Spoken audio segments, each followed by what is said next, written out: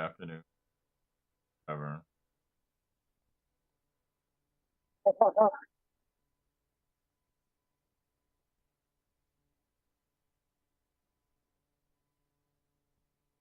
Next time on Dragon Ball Z. Day 2 now of our best girl in the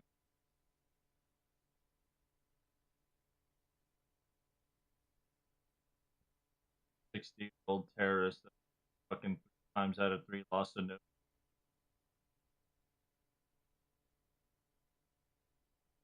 Over there, Nobu. Best Nobu no girl. Nobu. Nobu no Nobu. Nobu. Nobu no Nobu.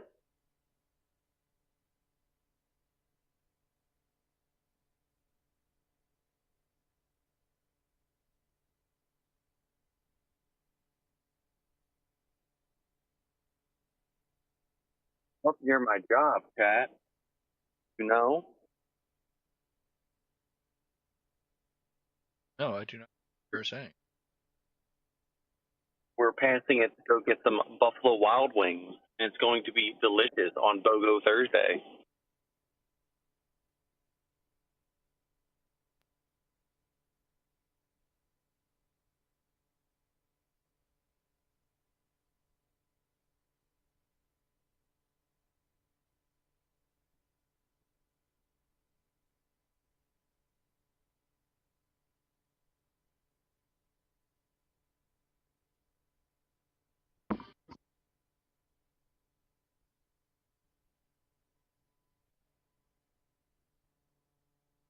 Didn't Ash say that like 40 million?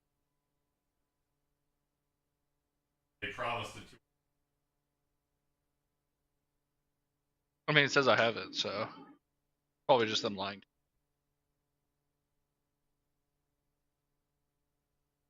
I'm used to that. Like the time Cat said, Cat said would watch Tanagatari. Take that. Kind of did. Oh my god, we got fucking No.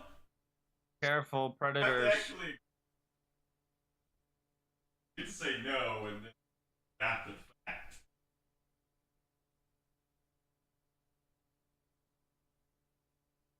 No, he said Nobu no Nobu. What the hell?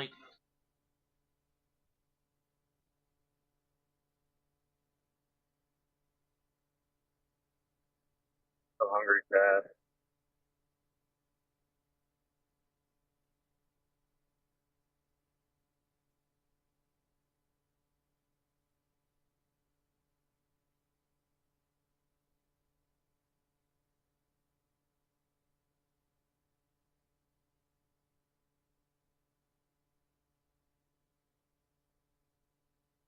Gotta love it.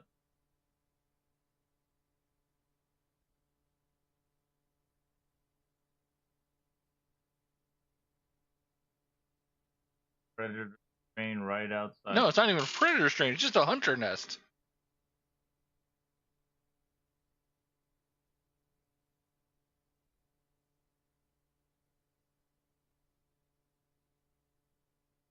Oh my god.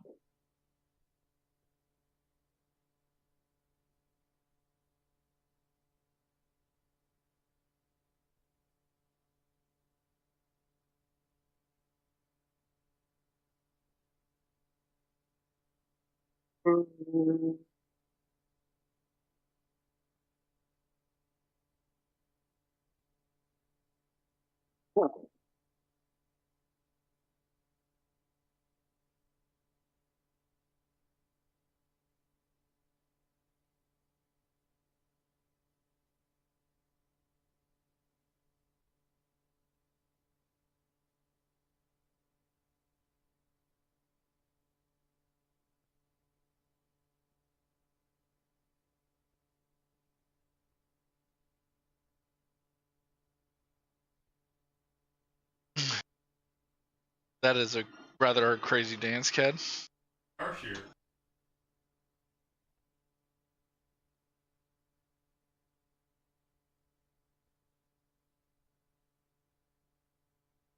What? I know. Jay squirted her. Okay. Freezing. I will jump what up. I said, Sakura-chan. Smart decision. では、前に出ます。 Oh. Hi, chat. I didn't realize I was unmuted the whole time. How's it going, guys?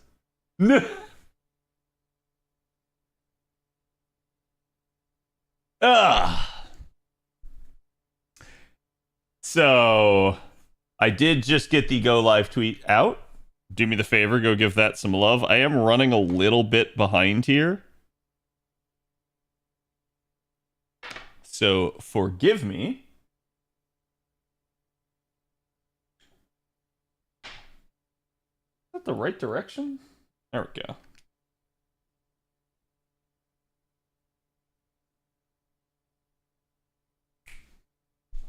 All right, the bot's up and working. Like I said, I got the go live tweet out. Do me the favor, give it some love. And I believe I have today's sauce for you guys.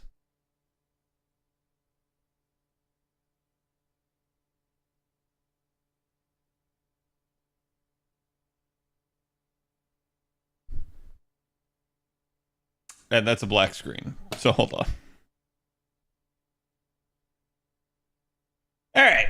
Hello, everybody. How's it going today? Hope everybody's having a good one. You guys are done with Thursday, I hope. Which means we only have one more day left in the week. In the normal work week. For some of you guys, you may be working this weekend, so my condolences. But yeah, we're doing pretty good. There is today's artwork. Go give the artist some love. And again, hello, I'm back. I'm sorry I had to miss yesterday's stream with you guys. It's kind of what I've talked about before, right? Date night is just going to kind of take priority for me as it kind of needs to and kind of should. So that is, to me, just going to be my priority. I'm not going to really apologize for that sort of thing. I'm just going to say I will occasionally miss a day. I think the unfortunate thing is, like, literally the past two major, like, events, both on JP and NA, have come out on a Wednesday. And I'm like, Wednesday is basically, as of right now, my date night. So, because I usually do one on the weekend if I can manage it and one on Wednesdays, because that's kind of the time that she has. So it just kind of sucks that things are syncing up that way.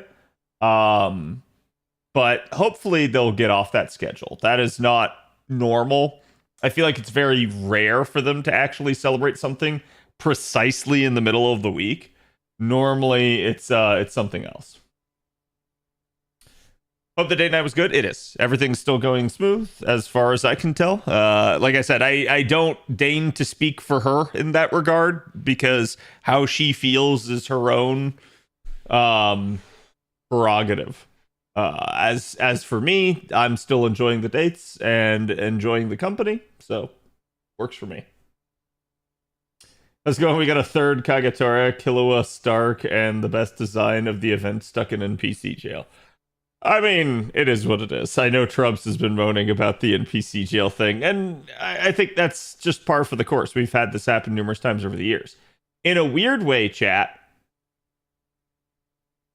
and I'm going to throw this out there, both as a disheartening but also a heartening thing, and that's that, and especially even for Trubs and other people that really like the NPC. It is a good thing that we have a new NPC jail unit. If you catch my drift. I'm not saying it's good that she specifically is locked behind NPC jail.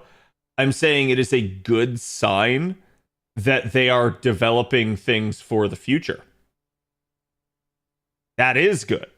That does mean that they are already beginning to think about the future, and I like to see that. I think that's a good sign for the game. It's not the only sign that we've seen. We talked about that, I think, earlier in the week. So it's nice. It's nice to see that the developers are looking forward once again and not just on, quote unquote, trying to get to the end and not setting anything up. So they got to lay the groundwork now to have payoff later.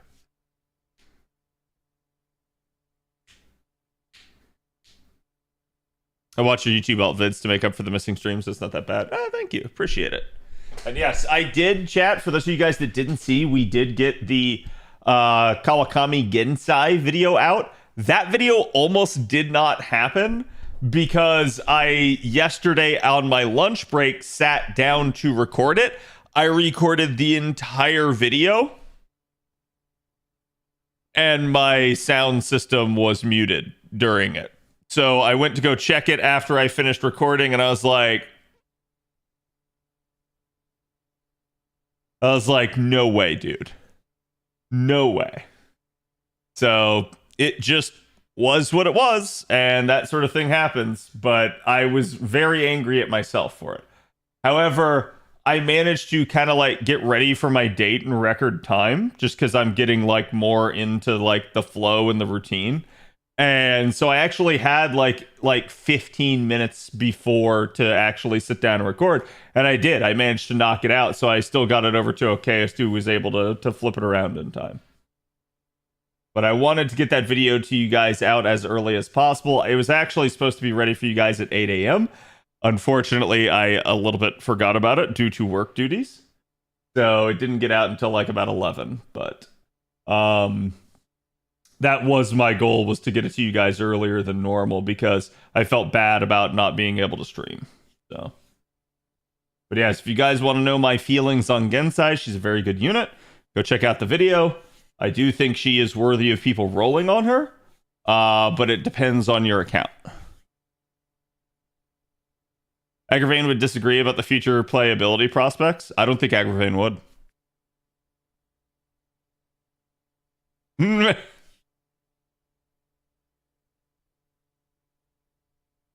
Thank you for uploading it. Yeah, it's no problem. I'm definitely getting her because of the maid outfit. She's a really nice design. I do really like her. I've even considered rolling for her myself, but I think the jury's still out too. She might be our grand assassin in the end, but it'll definitely be interesting. Oh, sorry, this is actually the new player account. So there we go. Technically, I cannot do anything on NA yet because me no have Storm Pod.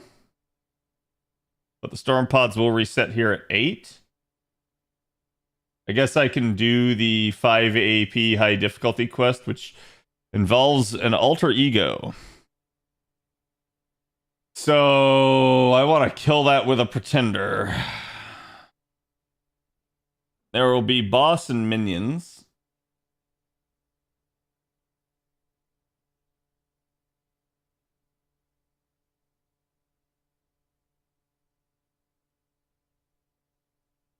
I'm just wondering why we have another sacrificial 4-star unit instead of a low-star suicide unit, because you already have a low-star suicide unit.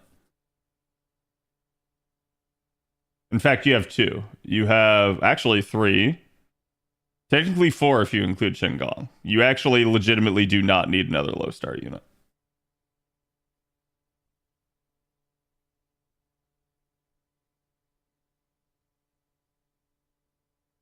Must be cleared once the boss enemy is defeated. No need to defeat the minions. Your HP will recover when they are defeated, so use this to your benefit. Large amounts of curses and debuffs.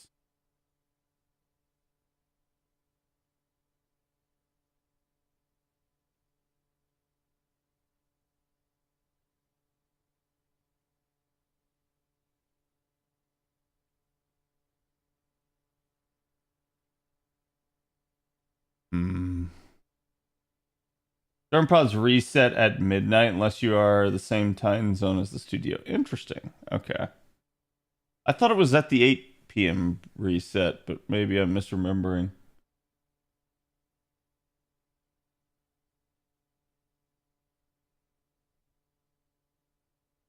Chat's claiming Castoria Berserker works here.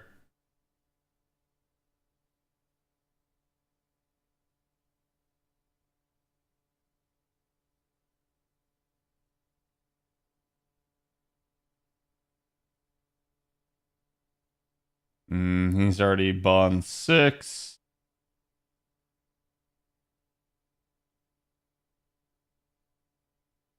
Sorry, chat. Let me just check, see if there's anyone I need to bond.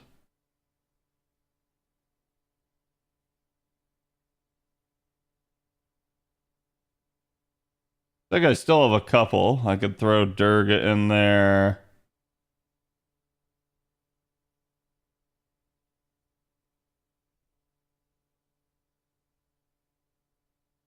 Throw another pretender in here on the back line, and then I should be able to do this. There you go.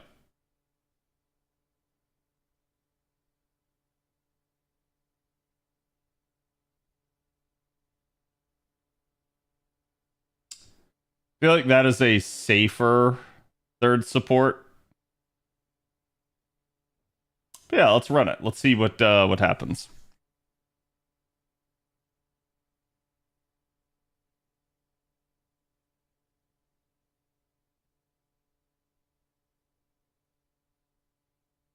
It's the daily missions that reset at 8 and 9. Yeah, I just thought the storm pods also reset with it. I have not admittedly paid super close attention to it. That's something I feel like I should know by now, but I usually don't pay that close of attention because it's very rare that I even let my storm pods get to like 9 out of 9 where that would be a concern.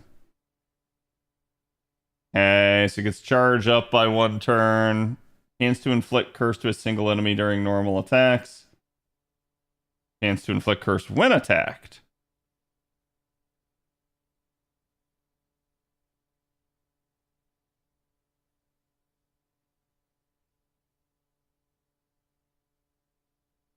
Probably should have gone with like Black Grail instead, but it is what it is.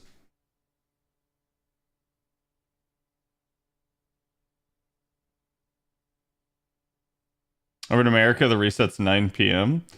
On the West Coast, it is. On the East Coast, where I am, it would be midnight. Like, we have an 8 o'clock reset and a, well, yeah, it's 8 o'clock right now. Technically, when we get to November, we'll have daylight savings time and it'll go back to 7 o'clock.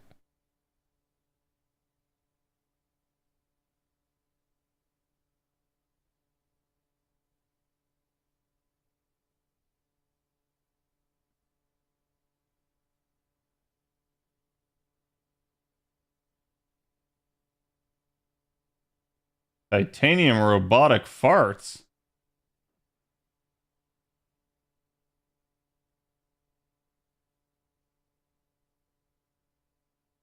Let's just do that. John, thank you for the 2 years. Jack, we get some love. Appreciate it, my man. And Prophet, I didn't see it earlier, but thank you for the 70 months. Is this the RoboCop opening? Apparently. You could be on the West Coast or the Best Coast. Damn. Set up shop on the Castronode and Paper Moon to Bond Farm for both Carmillas. Nice. Yeah, this will be a little bit of like dead time here as we're going to be kind of like waiting to see what happens. Again, we don't have the new like Grailfront event until October, so you guys got at least 5 days, and I think they said like mid-October if memory serves.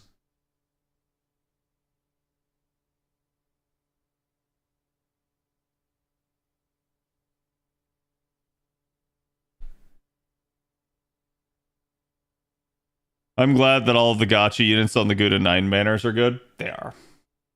They are, at least to like some extent, right? Like it's also appearing like the new 5-star that'll come out soon will be Kondo as well, so that'll be interesting. And he is, like I said, the leader of the Shinsengumi, and we've never gotten him after all this time. And then you know, again, like we mentioned before, there's the new NPC that's not a thing, so it is what it is. Oh no, chat, we still min-turned. And that was without Black Grail. If only I had had Black Grail equipped, that would have been even more hilarious.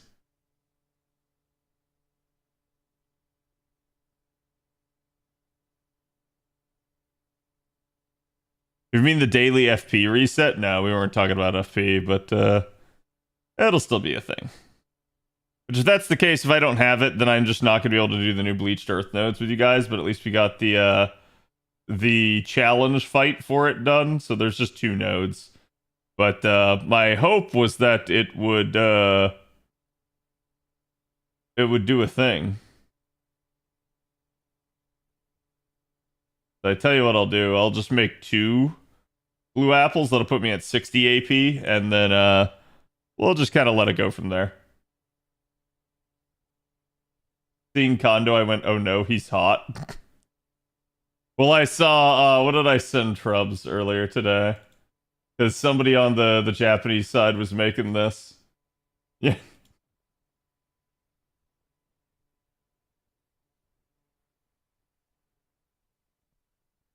Yeah, it's mid-October on the Grailfront event.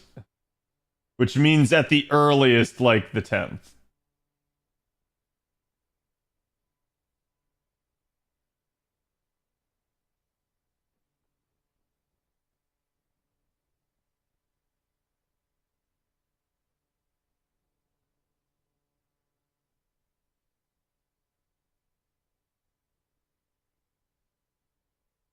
Sorry, just 1 second, chat. There it is. I was trying to get to it, but like they basically said on the left is Gintama and on the right is FGO. It's like the polarizing difference between the 2 is so hilarious. It's like FGO's trying to go all badass and serious, and then you have Gintama's version.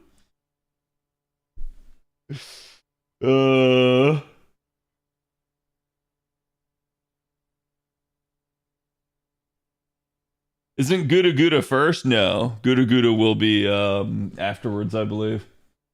Let me double check that just to be safe. Yeah, Guda is late November.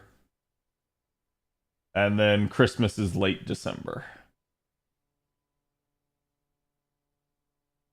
It's the same picture. True.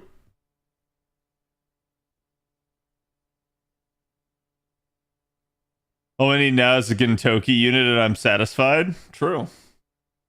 I think it'd be great. Like, in all seriousness, that is like one collab I feel like FGO could easily pull off without there being like any realistic like canonical break.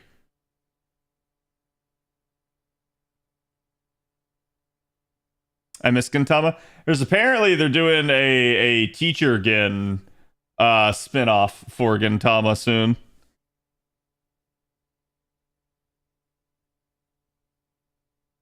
It's going pretty good, JC. How are you doing? Left is peak, I agree. Is your new account ready for the Grail fronts? Ready, I think, is an interesting question. I like, to a degree, I'm sure my account can handle the Grail fronts, but we'll have to see. Because I think the problem is going to be, like, how do I handle it if, like, say, for instance, the Berserker's not viable? Well, I could maybe make a Castoria solo, but my Castoria is not necessarily ready. So, like, yeah, it is a concern. It's something I've got to work on here. And I probably will, like, try to focus and hyperfixate on finishing Castoria here soon.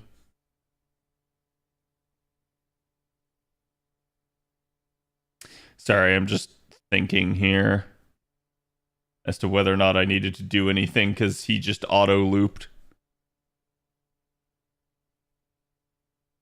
This Grail front is easy? No, I wouldn't say it's necessarily easy.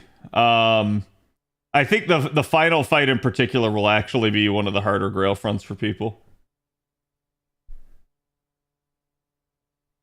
Anything from TGS catch your eye so far? What's TGS? Like specifically, what are you referring to? Tokyo Game Show. Okay. I was like, because I've heard TGS used in different contexts. Honestly, I've not been able to keep a close eye on it. You guys know I've been super busy. I have seen the preview for the Wolverine game, and that was the only one that I saw a lot of people talking about today. Which at least that, like the preview for it, I was like, man, that is like really bloody. I'm really surprised at the amount of blood that they went with, and more so that like that's just apparently going to be a thing. Because like I feel like a lot of things get how should I put it, like censored in that way, where it's like they won't allow something that's overly like graphic or gory to get through most of the times.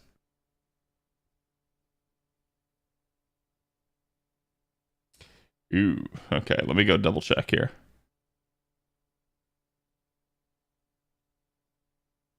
Yakuza 3 remake. I did hear about that. So did we didn't have a Kiwami of 3. Like we had Kiwami of like 0 through 2, didn't we? Which means that 3 will now be updated to the like Yakuza 6 engine.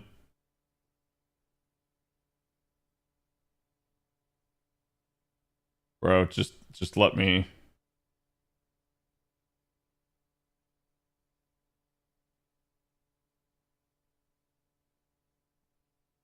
Hello, Mael. How's it going?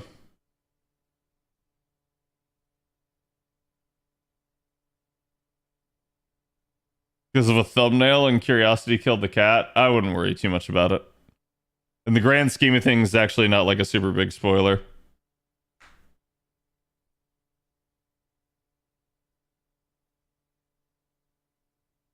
They replace the red blood with white like they do in mangas sometimes. I don't think they're gonna do that. I think that would be asking for it. I need mission number 23 done for this. What's 23?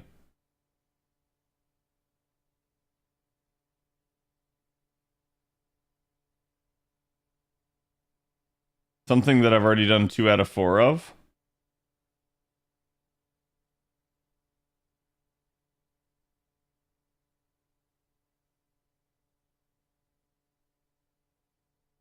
Actually, wait, what was this node? Was it bronze or was it all? Yeah, this one's the all. We'll take a silver. You guys could see how I'm doing it. I'm still keeping MHX in the front line. I'm just using Sieg to loop over the obvious assassin node. But this basically gets her the maximal amount of bond that we need.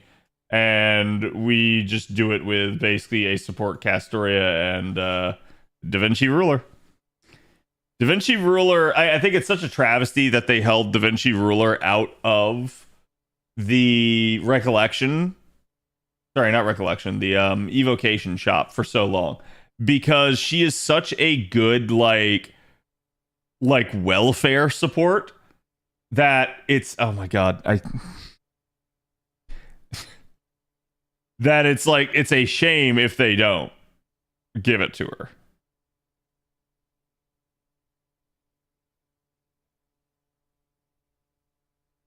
They did rerun her, yeah. But part of the reason there is because people wanted her to come back because they still hadn't put her in the evocation shop, and because that event was a lucrative farm that they never reran. So that's why that event got a rerun. Because that was like right when they first started going like, okay, but we're not doing reruns anymore. And I think that kind of pissed people the hell off.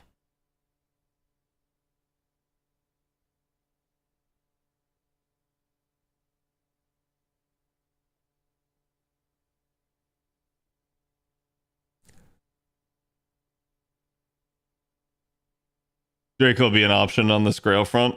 Only if you could take an all class. I just want Kurohime for reasons understandable.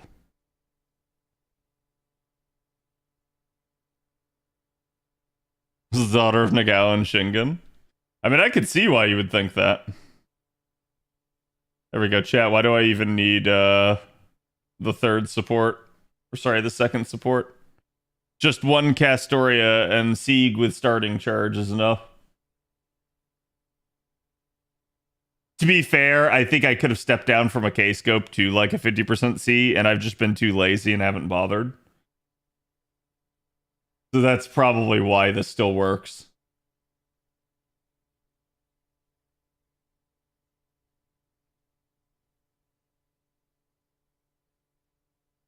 Okay, so that is 23. So we just need to run that one more time. There's times where it's like you can't tell what a mission is per se, but you just do it anyways because you can. The Shinsengumi Mystic Code is interesting. Yeah, so does anyone in chat know how I actually unlock that Mystic Code? Is it just the 5 AP missions? This is how it was supposed to go.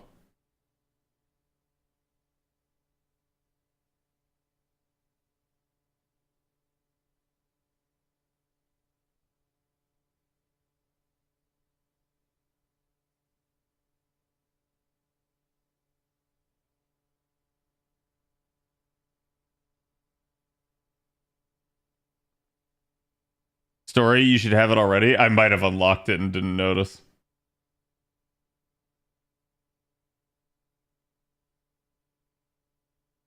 This is a mission-based event. It's really simplistic. Not much to it.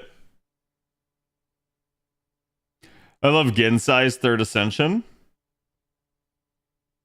Oh, yeah, I mean, that's basically like the Batosai Ascension, so...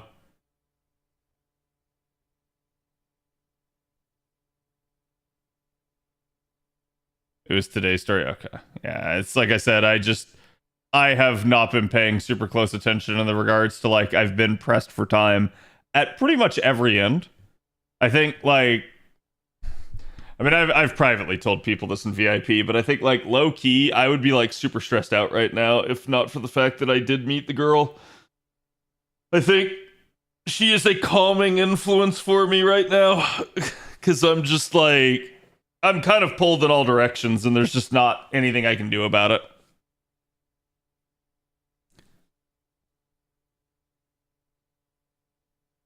I mix up Kurohime for Basshon. Gotcha. It's her sword saint. Okay.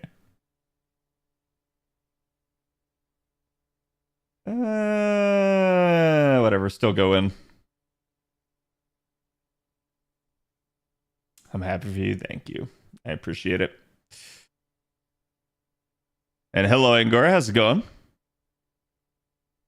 The new 4-star something? Yeah, we'll be going over the new 4-star today. I have not really had an opportunity to look too much at the welfare. I know all of our units in this event so far are single target, which is kind of weird. It's very rare that we get like such a one-trick lineup like that. But it do happen.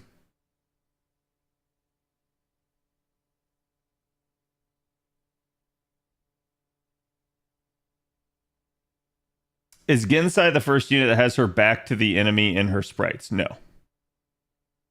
No, that happened all the way back with Count of Monte Cristo back in the day. Yeah, Dante straight up just isn't even looking at the enemy.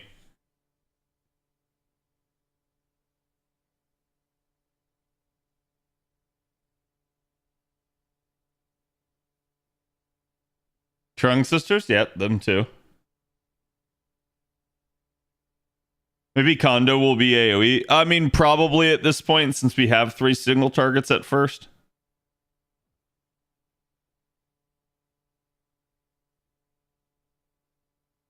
We know the Christmas one will be a lotto, but I think JP said there would be 2 more events past Guda. Any predictions of what the other 2 event formats will be? Wait, what do you mean the Christmas one? What are you referring to? Like, every part after that statement, I understand what you're saying. What are you saying with the first part of the statement? Because there is no Christmas. Yeah, that's why I'm like,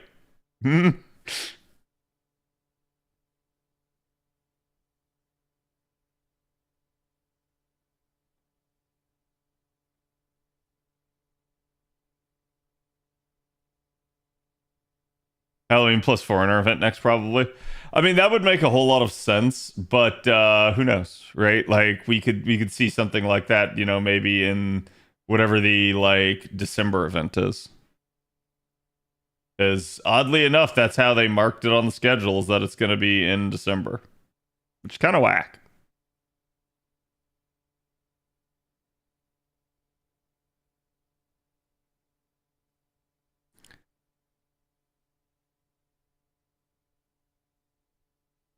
I think there'll be a lotto before the final LB chapter. I mean, look, I'm not going to say it's not possible. It certainly is. But I don't think it's guaranteed. So we'll just have to see. And I know that's going to make a bunch of people in chat be like, oh, but Cad, you said there were going to be 2 lottos this year. Cad, does this mean we're only ever getting 1 more lotto ever again? No. Doesn't mean anything like that. I think this year is yet another exception to the rule. I think they basically just, like, they are hyper fixated on getting to that final story, whatever it is. So it's like, that just is pretty much dictating everything else that they're doing.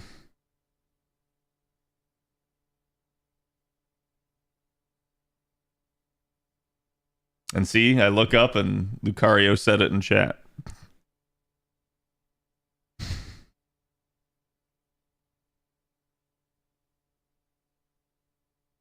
Gensai is a Shiki face?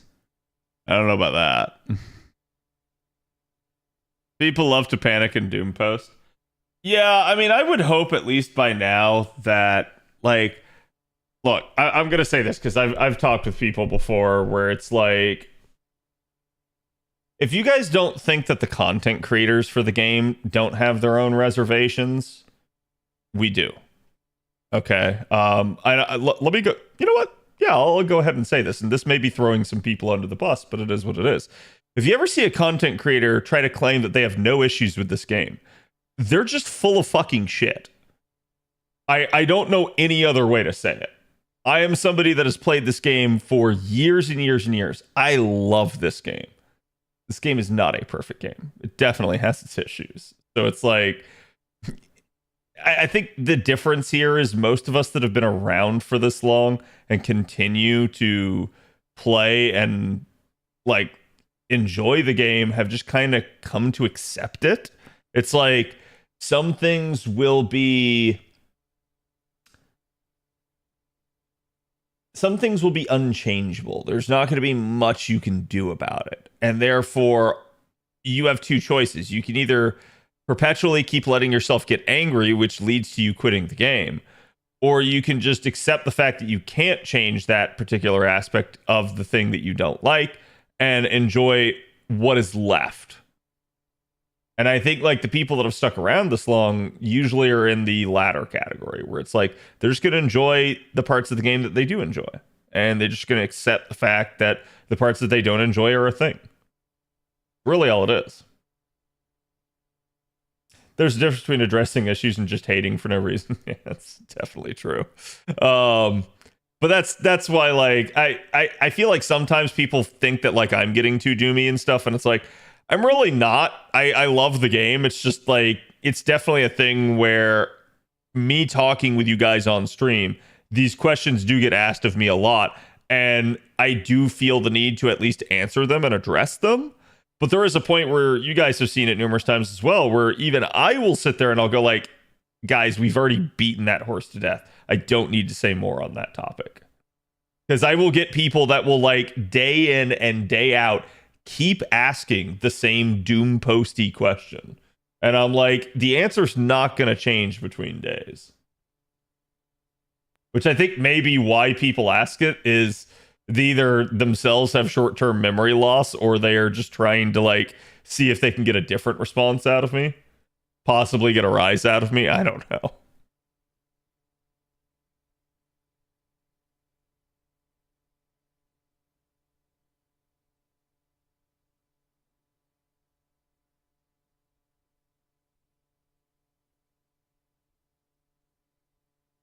A welfare siege should have had a unique currency like evocation leaves. I don't think it's a terrible idea. I think that'd be great. I think that's one of the problems that we have at this point in time, is that mana prisms are just so annoying for, like, new accounts to get. Drama frogs, exactly. Wonder who'll be the final boss for the Foreigner Ordeal Call. I can think of someone. I'm not gonna say though.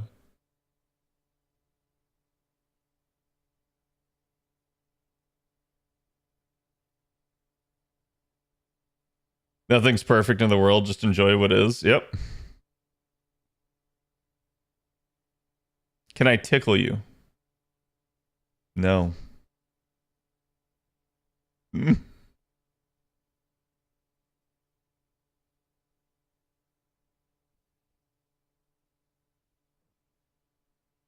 who says they should close FGO after part 2 ends and they should release FGO 2 is dumb.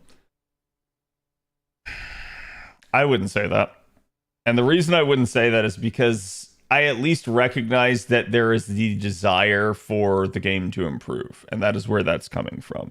Just because somebody wants that doesn't make them stupid. I would at least agree on the standpoint that it is a pretty unrealistic expectation. At least until they start talking about it. But I'm not gonna like fault somebody for wanting the game to get better. I think that's why, like, you know, to a degree, when I have seen other people complain about the game, if I feel like that complaint is coming from a point of wanting FGO to be better, it doesn't bother me. Where I get upset is when I see people just like shit on the game. And I'll be honest, I have seen other content creators just shit on the game. And that's where I usually just write those people off and I don't interact with them. It's unfortunate, but there are people that I know are still current FGO content creators that I'm just not going to interact with because of that sort of thing. Because I feel like they want FGO to be a different game than it is, and they will just routinely shit on it at like the drop of a hat. Basically just for the attention.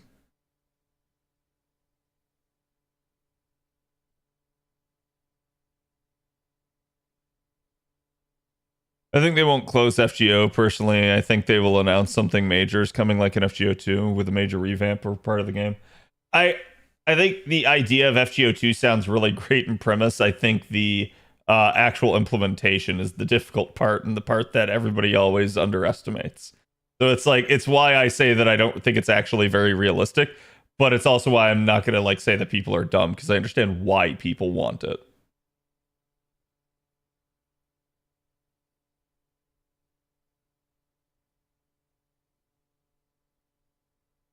If people couldn't keep their rosters, I see everybody say that all the time, but chat, I'm gonna be honest. I have some harsh news for you. Okay, let's play the what if game. FGO ends. FGO 2 is created.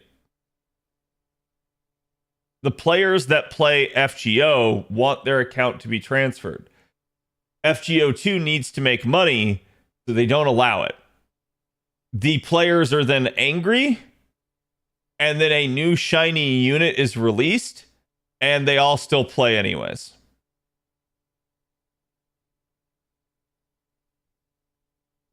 People will deny this. People will sit there and they'll say, no, I'm going to quit. No, Cad, you're wrong. No, I wouldn't do it. They'd fucking do it. I think that's just human nature, unfortunately.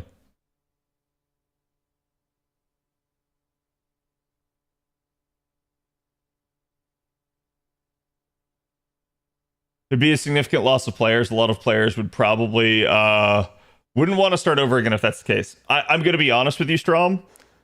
I think that would be a drop in the bucket compared to the new influx of players they would get from something like that.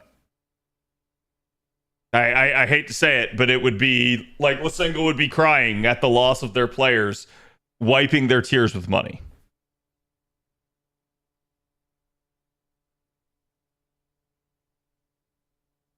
Like, would there be anger? Would there be, upsettedness? Would there be people ranting and raving? Yep. And they'd still be right there playing. Because, chat, that is our current society. People will go to Twitter, they will bitch, moan, and whine, and still do the thing that they are bitch, moaning, and whining about. Tell me I'm wrong. Like, oh God, I hate this game. Why would anyone play it? I can't understand at all why they made this trash. And they're sitting there playing it.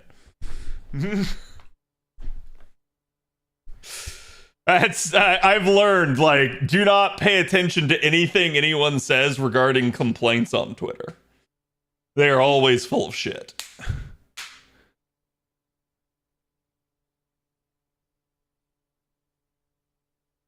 Just like the Genshin boycott, exactly. It's like, man, we want change.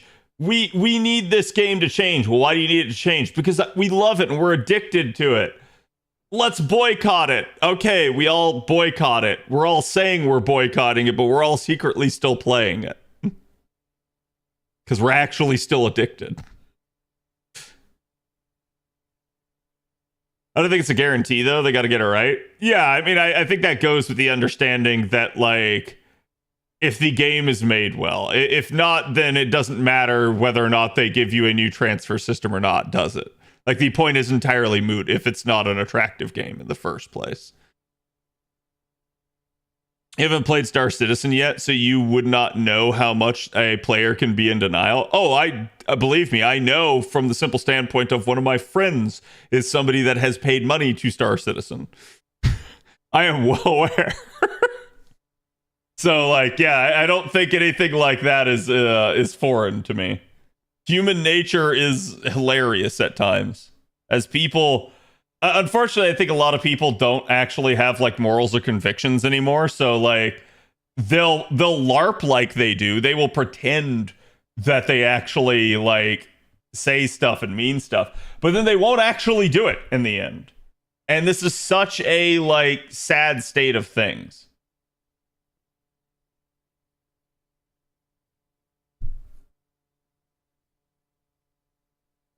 15 years of Star Citizen development. Yep. That is going to go down as one of the worst gaming grifts of all time, I think.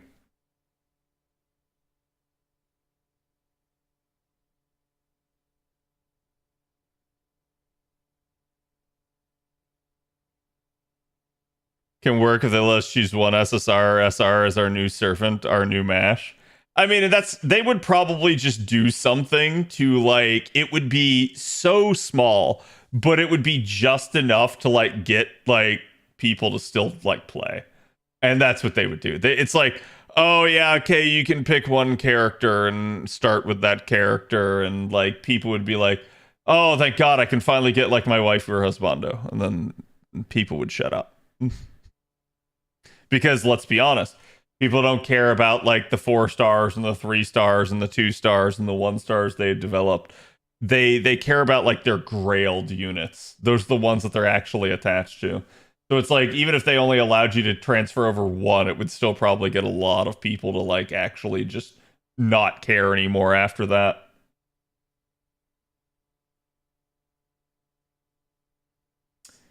Let's see. I actually have not looked at the CE. That's starting charge and some sort of power mod. Is it anti-divine, chat? Is it a burn power mod? Oh shit, so we got the curse C, but for burn, which is hilarious because we already had Honey Lake for burn. And it's all attack. Oh my god.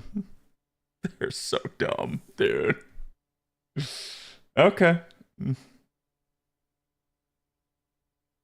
But starting charge, yeah. Did we get the poison one? Was the poison one the Bastion event?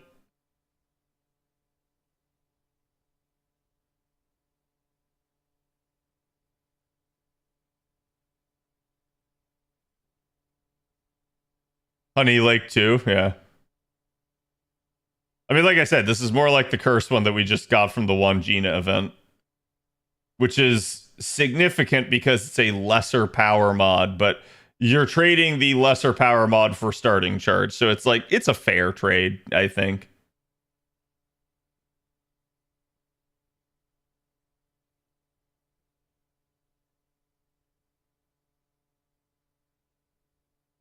And Mieko, thank you for the follow. Welcome.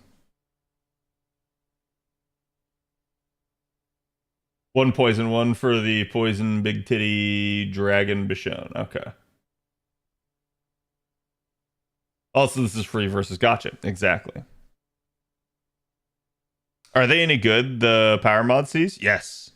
Yeah, because so like stuff like that, if the enemy has burn on, it's going to affect not just your double phantasm, but also like any carding you do. So they're really, really strong. It's basically like a conditional, more powerful golden sumo is the way I would think about it.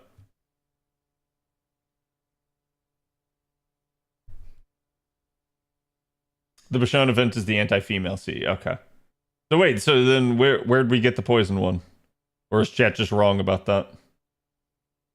I pressed the wrong button.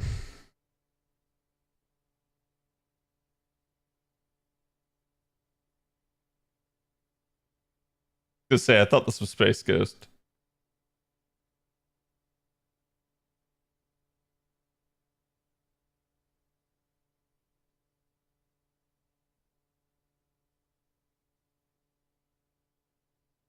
It's actually been quite a few days since I've got something off of the story pull now. It's very streaky to me. Okay, so wait, so chat's claiming that I have the new Mystic Code.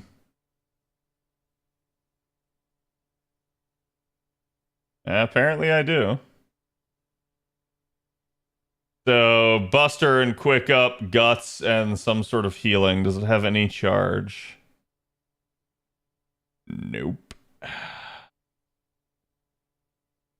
Yeah, that's... Honestly, that is not really that good. Let me go look at it on...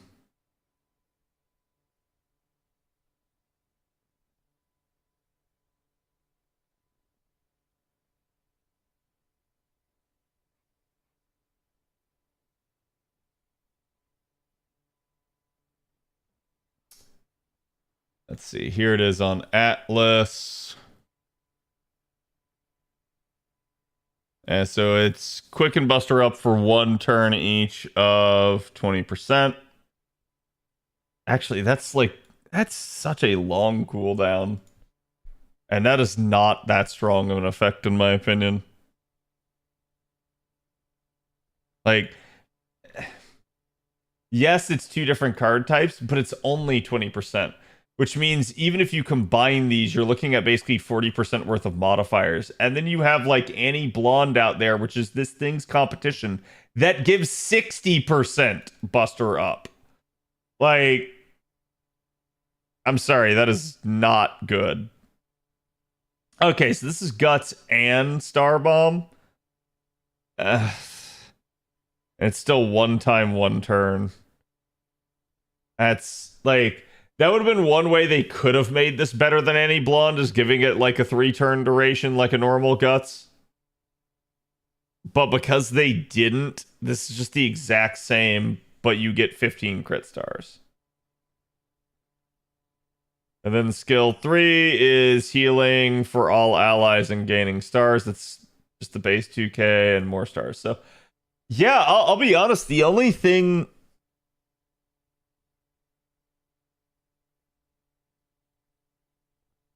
The only thing that you have here is that you have a heal over Annie Blonde. That's it. Like...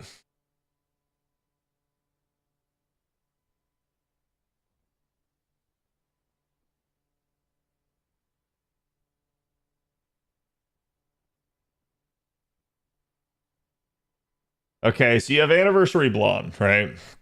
Like I said, scales up to 60%. So much, much harder hitting. 20 crit star bombs. So technically you get 10 more stars with the other C Mystic Code instead.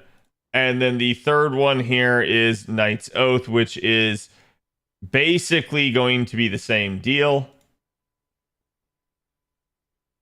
Oh, no, I'm sorry. This is just objectively worse. You only revive with 2k.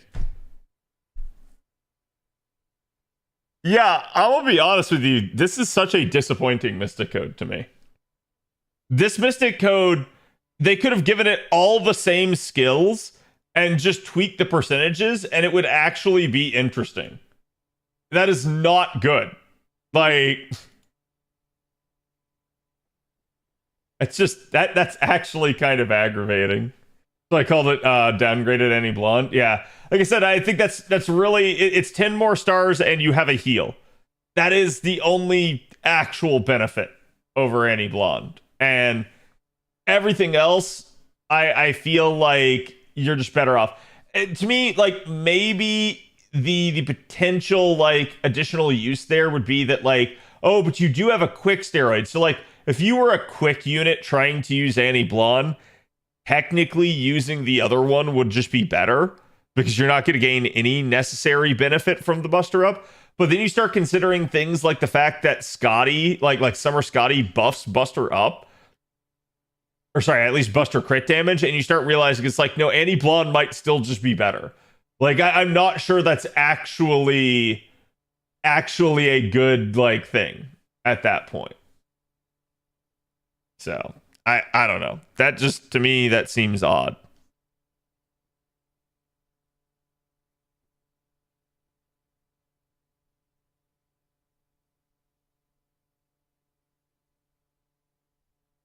What the hell would I care about 3 turns when I know they're going to die in one hit if I'm even considering using Guts? Because you don't know if they're going to die in one hit.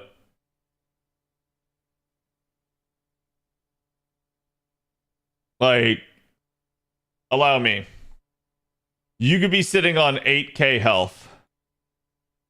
And you might be thinking, oh, I don't need to pop the Guts until I'm at, like, 3k health or 4k health, and then you just get crit for like 10k and you die.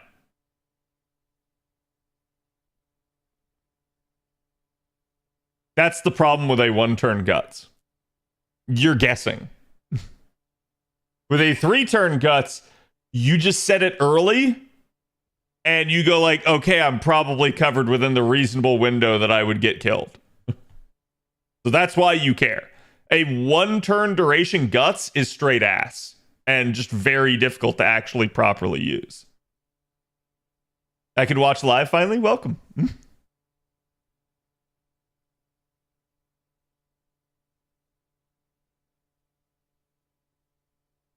It'd be nice if we had a Mystic Code that gives status debuff procs on my ult. Status debuff procs.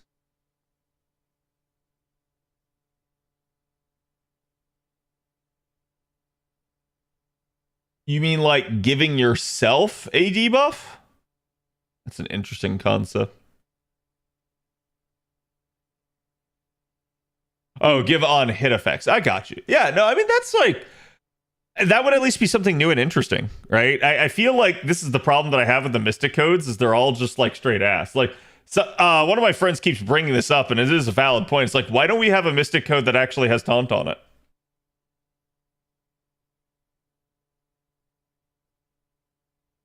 I don't know.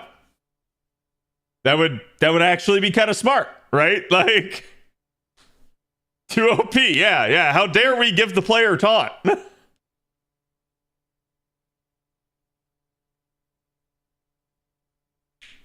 I've been joking about that for ages, yeah. And it's like, it's stupid. Like, same thing, someone in chat just brought up like buff stripping, or like, I don't know, man. Like, I feel like there's still plenty of stuff they could do, but they have like chosen not to.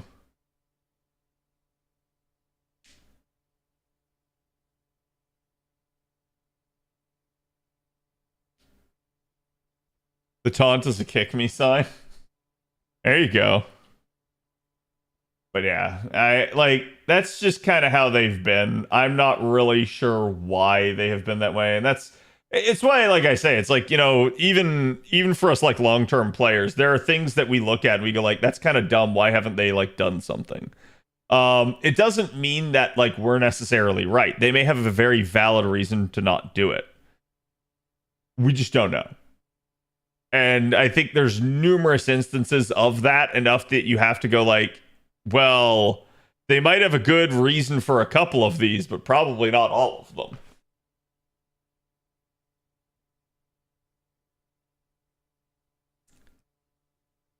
sees like Sweet Lemon does at least make you know they are thinking about this, but also afraid as fuck.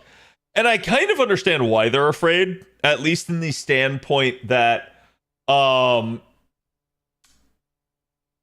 everything, if you want to think about it this way, everything at FGO almost has like a multiplicative nature to it. So like, if you give somebody an inch, we will take a mile.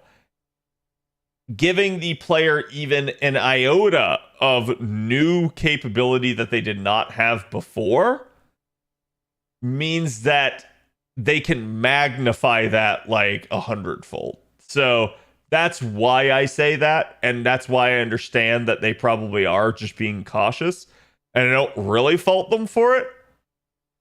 But I'm also going to say again that this is a problem of their own making. It's basically because they've created such absurd power scaling with certain units that you start going like, well, yeah, of course they can't give you that. That would just let people break things.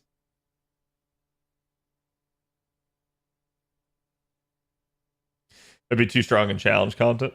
Yeah, I mean, it's not like you have units in the game that also can place a taunt on somebody or craft essences that you can equip that can give, you know, basically players multiple turns of taunt. It's not like you have units in the game themselves that have multiple turns of taunt. It's not like you don't have like poison pill type characters that if they do get taunted and they do get killed, that they can actually like debuff or NP seal and like stuff like that. So it is what it is. Ghost of Yotai this weekend. So officially, chat, my stance is I refuse to play Ghost of Yotai on PlayStation because of the like dumbassery of comments that they've made, some of which are political, some of which are just actually worrisome for me for the development state of the game.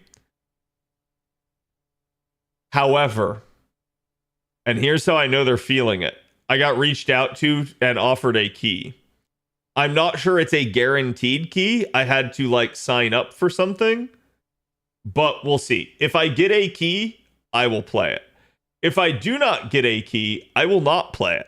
I will wait at minimum until it comes to PC, probably like 2 years later.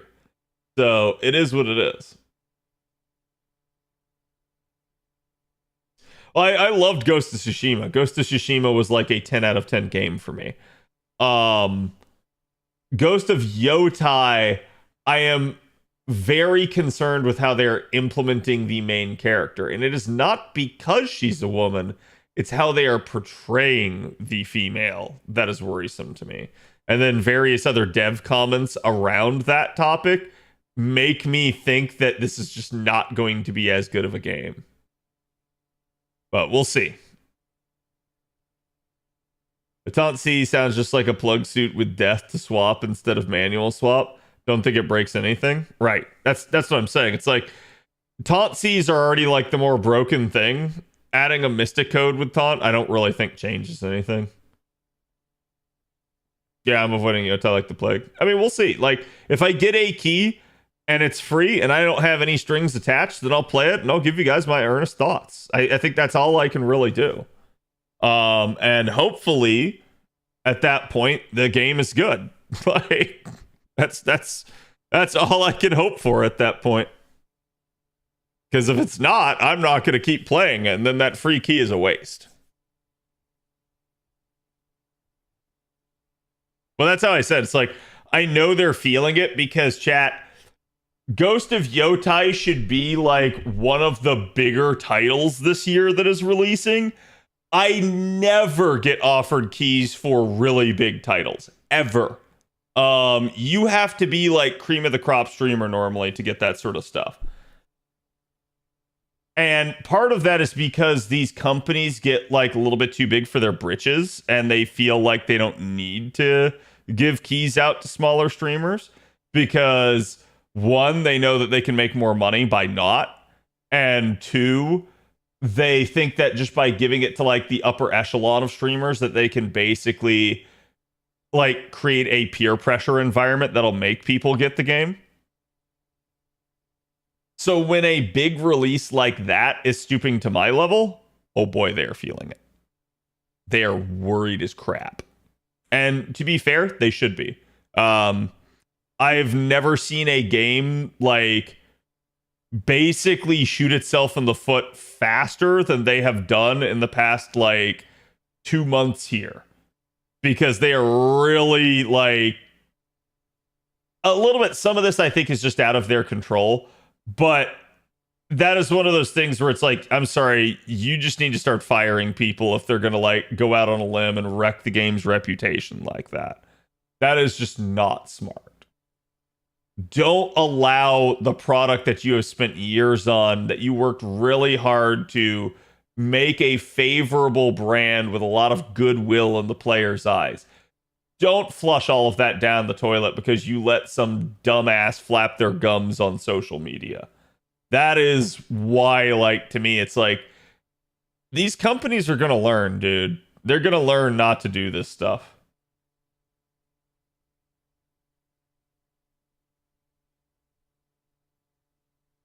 Any plans to play Silent Hill F? I have never played any of the Silent Hill franchise. So usually something like that would be more of a like Trubs type of game. I won't say no expressly, but I will say I do have Dying Light the Beast. So if we need a like spooky game for October, I feel like that qualifies.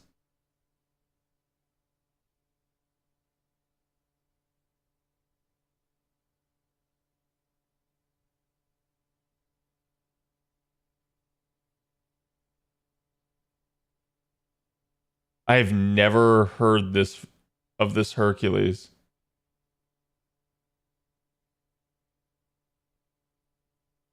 Huh. How old is this damn music? Yeah. I'm pretty good about knowing a lot of like even older cartoons. I've never seen that before. That's wild. No, that was an animated Hercules show. Because like I've seen a lot of things on like Boomerang and like Cartoon Network and stuff from back in the day. Did you see Doug Bowser of Nintendo is leaving at the start of the year, head of the American branch? I don't blame him. Probably smart. Because he's either getting out while the getting's good, or he got forced out because their numbers are probably not what they want them to be. I hate to say it, but I think Nintendo is inherently like really greedy behind the scenes, and I think the only things that were stopping them and why they had a like relatively good public image for a while was because you had people like Reggie and stuff that were actually going to bat for the players and trying to keep it good. I think like to compare it, it's similar to how people felt about Xbox with like Phil Spencer, where people thought that Phil Spencer was really going to bat for them. And I think the only reason that has changed now is because it's kind of become apparent that Phil Spencer, even if he did want to go to bat for the players, has no say whatsoever in how Xbox conducts itself. Like he can be at any given point just overridden by the board, and therefore he is a puppet and nothing else. Whereas like Reggie at least felt like he really was trying to change things for the better for the players. So I think now that you've lost people like Reggie and others that were there to kind of help, I think Nintendo's true nature is kind of coming out. Like I basically what I'm trying to say is I feel like those employees were saving Nintendo from itself and convincing Nintendo to be like smarter and better about how they conducted themselves. And I feel like now that they're gone, there's nobody stopping Nintendo from doing that. Hercules cartoon was 63 to 66. Wow. Yeah. Like I said, I'm just surprised that you managed to find one that I've never heard of.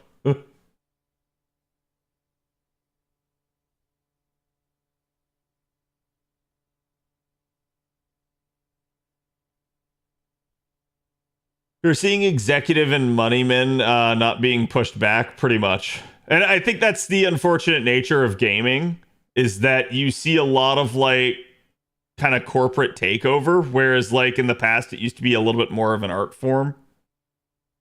Like it was more about like producing a good quality product and game for people, and there was some artistry to that.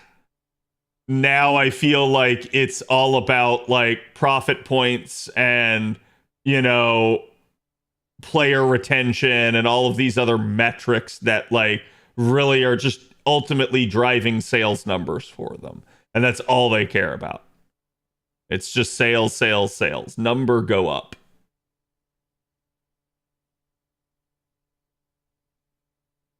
Feels like Sakurai is the last bastion of for the gamers in Nintendo. He might be, and I think like Sakurai's like pseudo retired, isn't he? So like I just don't know at this point.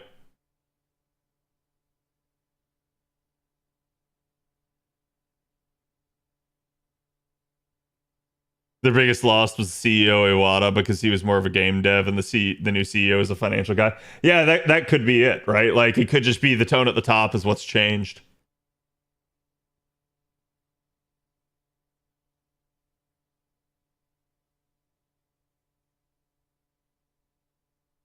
I mean, I don't like. I'm gonna say this. I don't think like really much of like say, you know, like if you were somebody that like really didn't like the pricing point for Nintendo and what they were doing, I don't think that's like on Doug Bowser, right? I don't think Doug Bowser has any say on like what the prices of things were for like the Switch 2 and its games. So when you start looking at stuff like that, it's like, yeah, maybe he's in the room, maybe he's part of the discussion, but I don't know that he really actually like held final sway or anything like that.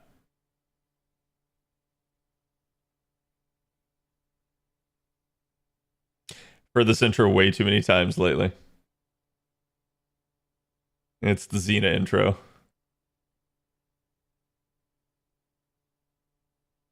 Yeah.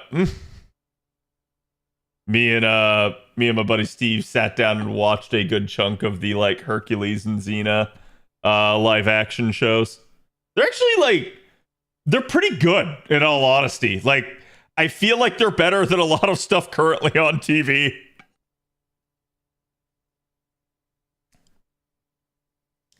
Have you seen the new Wilds X XIV video? No, I mean like I heard there was like a ton of stuff announced, including like new classes and stuff, but I haven't actually gotten to see it. Yeah, I'm not even going to go into that, JC, and I'm also going to say I actually disagree with it. I think Nintendo just jacked price because they wanted to.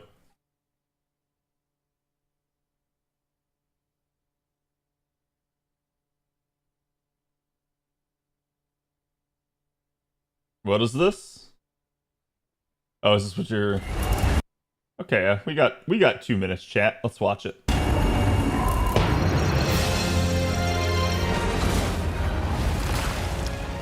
Gonna turn it down some. That way it's not too loud.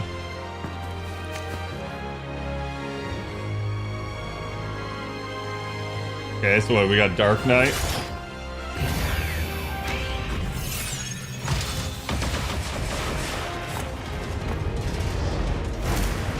I like how they even have the like symbols for the AoE just like they do in 14.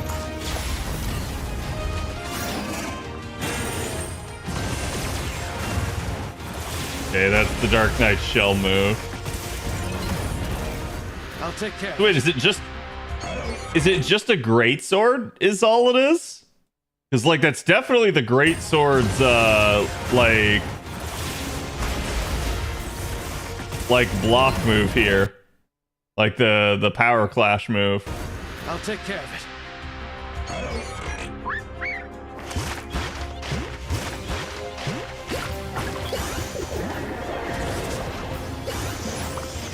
I don't know what that is.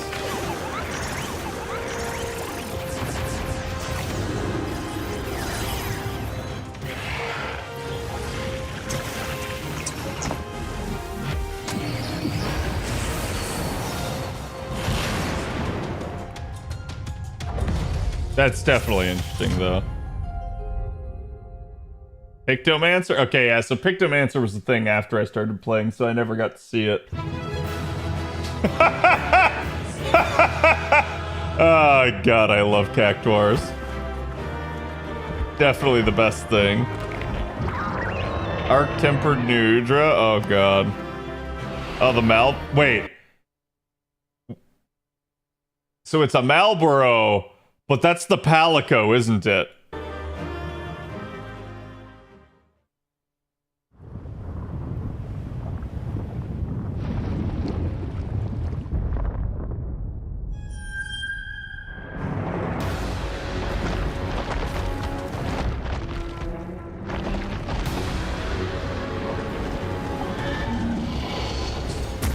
Oh god, it's Oil Dragon. Gogmasius. Yeah, I heard about Gogmasius, but he hasn't been in any of the games that I've played, so I've never seen him before, so I have no idea what he does. Is he an elder? Okay, so here it is. So on the 29th, you get title update 3, so it looks like you got the Cactuar thing, you got the Marlboro.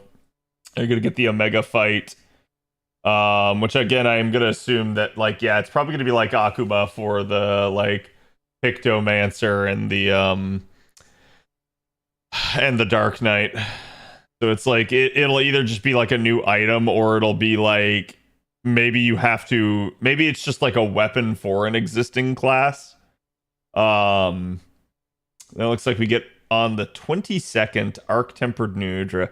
See, I'm gonna be honest with you. I really don't understand why they're doing this. I wish they would just like lump things and just let the game run its natural course. I feel like spreading stuff out is just. I get why they're trying to make it feel really live servicey, but it's like, dude, I don't want to like log in here, then do all the stuff, and then stop playing, and then log in here, and then do the stuff, and then stop playing, and then it's like, oh, but now there's a new seasonal event. So then it's like, oh, but then in December you got to do it all again. So it's like, they're just trying to like kind of go like week to week or month to month with you, but it is what it is. Yeah, so the Festival of Accord Dream spell, I have no idea what that'll be. I'm sure they'll tell us more as we get close. And then, actually, hold on, because they're saying this is the seasonal event, but then this is the seasonal event, which is the Festival of Accord as well. So maybe this is like fall and this is like winter? I was gonna say, that's just kind of odd. Expanded in-game content, various improvements. See, like, I'll say this, because I've seen a lot of like hate thrown Wilds way. I think Wilds is a great game. I'm not some old school veteran of the Monster Hunter series. I'm also not somebody that like just jerks off with sandpaper and just enjoys like ridiculous challenges. Okay. I enjoy Wilds for what it is. I have had a blast with it. I think it's great that they have made the game easier to get into. I think it's great that they have made the weapons more fluid and easier to use. If that has made the game easier, I understand, but I don't think that's a bad thing. And I think a lot of the Monster Hunter community feels like it is a bad thing, and I don't think it is. I think it's actually made it good. So, to me, I really do like Wilds. I think people just were kind of expecting Wilds to like have more content than it is. And I think that's a fair criticism, but I'm also going to say that is just how they've kind of always handled Monster Hunter. That is the number one, I think, complaint. And I guess people were just expecting it to be different this time around. But, you know, now, crap, we're going to basically, by the end of the year, be 4 title updates in. I am sure probably at some point next year, we will hear about an expansion as well. And I don't blame them. I think like they're handling the game well enough. Like, I have some complaints, but I don't think there's like a major issue with the game at the current point in time. I think they fixed probably my biggest complaint, which was the temporal nature of a lot of the like arc tempered stuff, which was that like once it was in the game, it would be there for like a week or two, and then it would just rotate out and would be unavailable until a undisclosed time. And I thought that was just the stupidest thing ever, because it's like, if you're trying to live service a game, why would you make your content unavailable if you don't have enough content? That legitimately just makes people go, well, now I have nothing to do, so screw this, I'm gonna go play something else. And I think that's where a lot of people like tried to dunk on this game, was trying to say like, oh, its player count has dove so much. And it's like, yeah, people beat it and they moved on. It is what it is. And there wasn't a whole lot of content. So it's like, now we're getting more and more content. So there will be more and more for people to step in to do. And I think that's fine, honestly.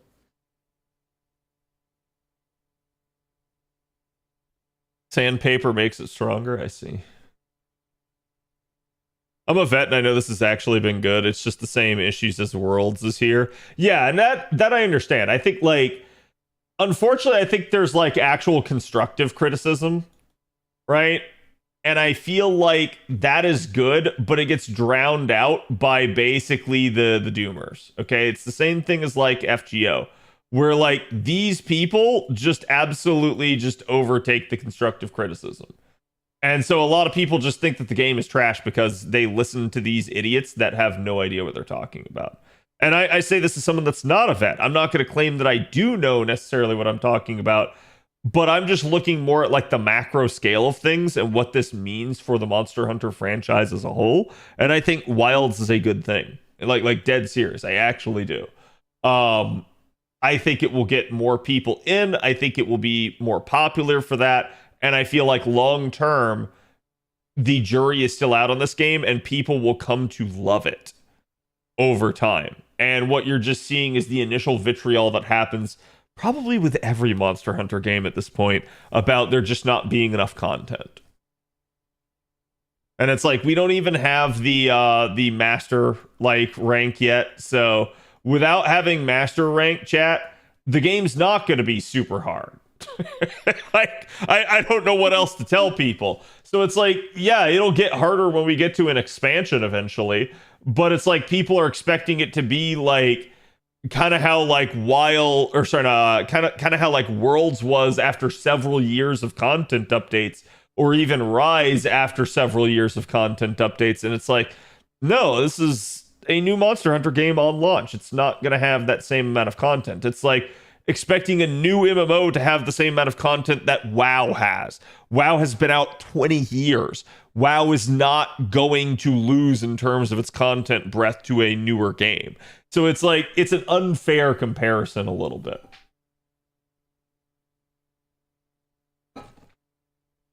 Yeah, I think the fair complaints are that it could use more content. Like that it basically should have launched with more, I think is what I'm trying to say.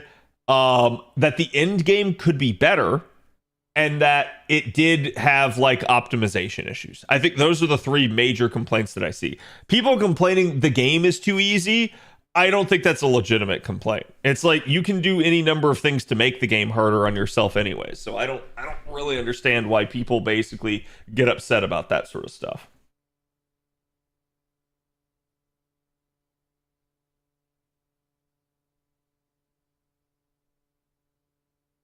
I think the Power World CEO had it right when he said that it was cool with people ducking out of Power World and just coming back to play when they feel like it as the proper way to play it. Yes.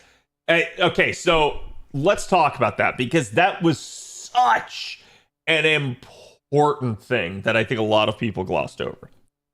When the Power World CEO said that, he was basically echoing a sentiment that existed pre-2015.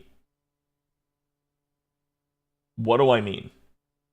Chat, 2015 onward is where we see the like rise of live service, where live service just begins to become such a prevalent strategy in gaming and dominate the market.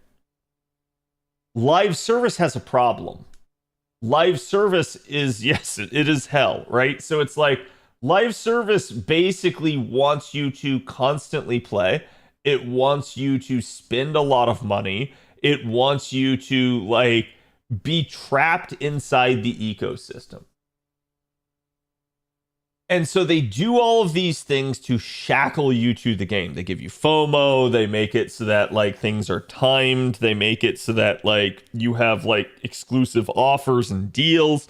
And they try to like just bait you into all the stuff. They're trying to force performance and what's the word I'm looking for here? Like like engagement, okay? You can't really do that. If you think about it this way, chat, which is better? Should you make a good game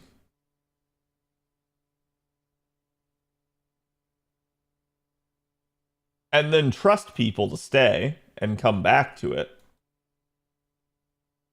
Or should you make a like bad game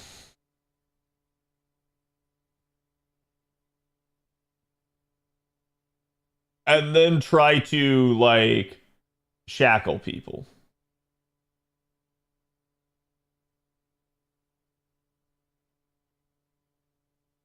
The answer here is obvious. It's so fucking obvious. This is the way games used to be made. You made a good game, and you just had to trust that if you were confident in your product, you knew you had poured your heart and soul into it, and that you had made a good thing, that it would perform well, that players would like it, and that players, yeah, they might take a break from it, but they would come back. And if you were successful enough, you might make an expansion to the game. You might make a sequel to the game. And you would make more money because of that. The problem with this strategy is that you are assuming that you can just sit here and infinite sustainability this stuff. That, oh, well, yeah, we're going to say we made a good game, but we didn't. We're going to claim we poured our heart and soul into it, but we slacked off. We're going to, put all of these cool things, and we're going to list it under the guise of like customization and player choice and, fun. And all it really is it's just a fucking revenue scheme. That's all it is. They want to put the cart before the horse. They want all of the money from an expansion without any of the work. They want all of the success of making a good game without any of the actual effort. And that is the problem that you see. So when the Power World CEO said that, do you know what that told me? Chat, that was the most just absolute Giga Chad statement that I've seen a developer make in probably the past decade at this point. The reason why, when you can tell players, take a break, it's fine, come back when we have more stuff, that exudes confidence. That shows that you are proud of what you have made and that you trust that it will continue to attract people.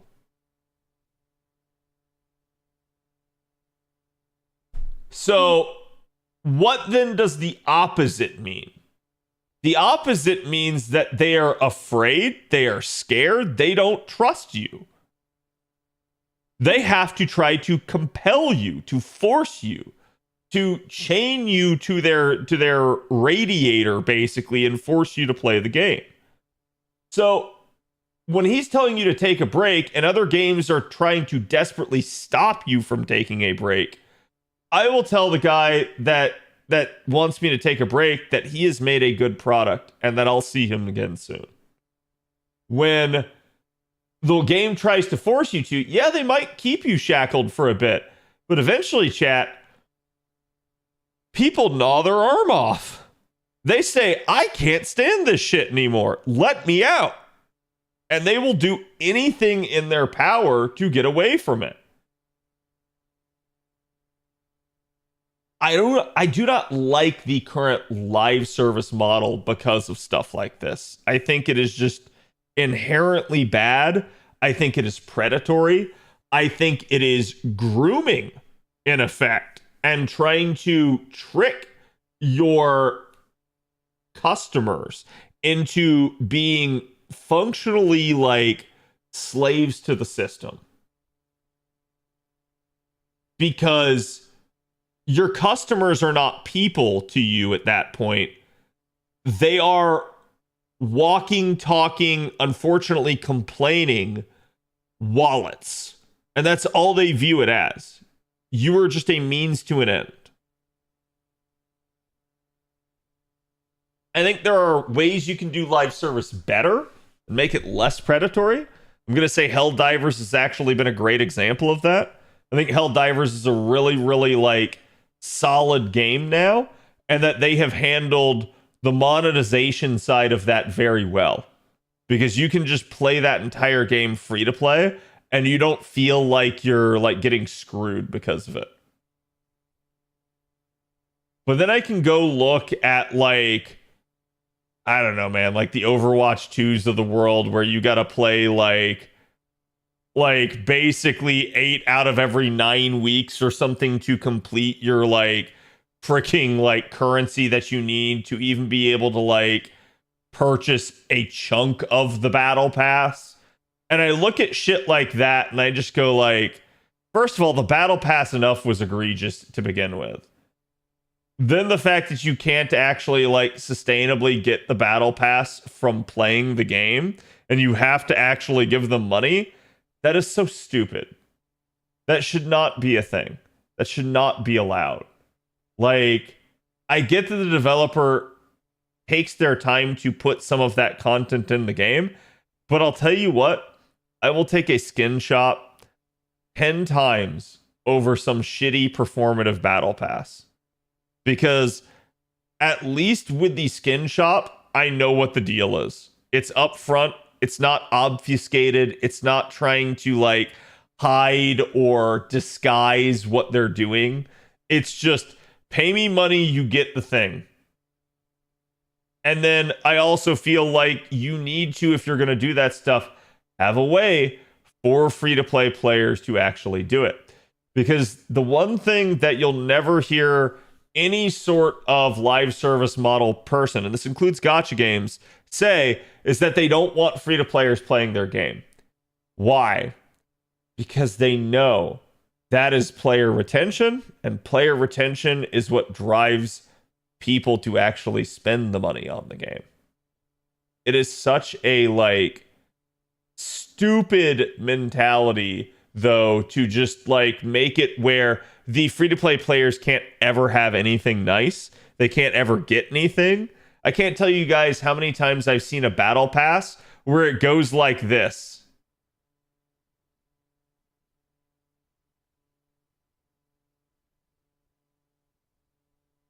And so you'll see it like moving along the thing. Each thing is a level up, and it's like, so there will be like premium, and then there will be free. And it'll be like premium, premium, free. Premium, premium, premium, free, premium. Why would you play this game? You're getting nothing. Like, all of the time spent is for nothing. You are getting the scraps off the fucking table. I hate this design. I think that sort of thing is so stupid. And yet players will fall for it.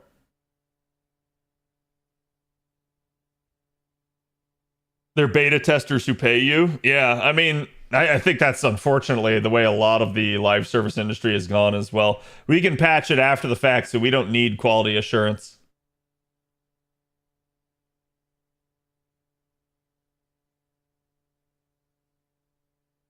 People are seeing Ananta, where people keep thinking cosmetic monetization like GTA 5 Online is gacha. It's not gacha. They don't know another word for microtransactions. Yeah, I mean, I looked into Ananta. Was it today or was it? I think it was yesterday. And I was talking with CZ about it today. Where like they've been definitely like full court pressing. That game looks really interesting. It looks really fun. I'll be honest with you. The fact that it doesn't have a character gacha is great. And I hope to see more gacha games go that route. Because unfortunately, I do think gacha games overall will start to have a tough time. The market is so saturated. And people are just jumping from one thing to the next So gacha games are going to have to find ways to differentiate themselves and make themselves more competitive in the eyes of the consumer, the player, the spender. One of the ways that you do that is you're just more generous. How do you get more generous, though, with the way, like, you know, like if you look at, like, say, the Genshin system, the Genshin's gacha system is very generous. It's difficult to get more generous than it. Where they kill you is that they just don't give you currency very often. So I think the problem with that is it leaves a bad taste in people's mouth because they don't feel like they're getting enough rewards. And I think if you're smart, you look at that and you see it's difficult then at that point to improve upon that formula. And the only way to make it more generous is to basically give the unit away. And I think that's what you're going to see. I think you're going to see them either gotching some other aspect of the game, or you're going to see them just, like work basically off skins and microtransactions in the future. Because I don't see the character gotcha system lasting another decade. I think that sort of thing has had its time, and I think the younger generations probably don't like it as much. And let's be honest, chat. I think at the end of the day, they absolutely made bank. They got their money's worth. They straight up milked the current generation of gacha gamers for all they were worth. And they got away with murder. Like, you look at games like FGO, like Genshin, like Honkai, and it's like, or even like Wuwa to an extent, it's like just the sheer billions of dollars that they have made off of functionally predatory schemes. And I think players will probably become jaded towards that system overall. They're going to have to get creative as to how they can do it.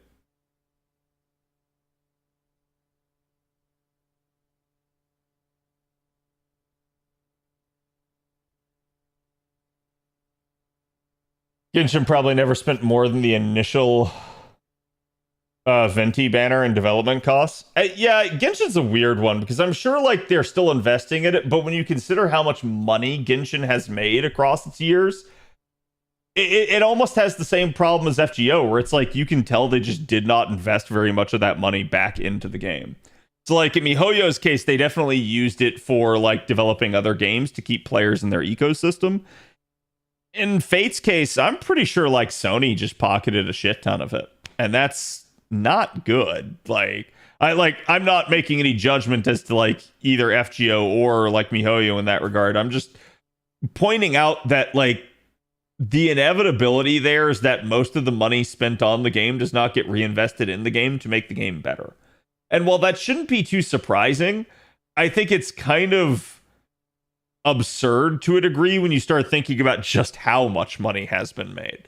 Like, it's not that they didn't reinvest like half, it's that they didn't even reinvest 1%.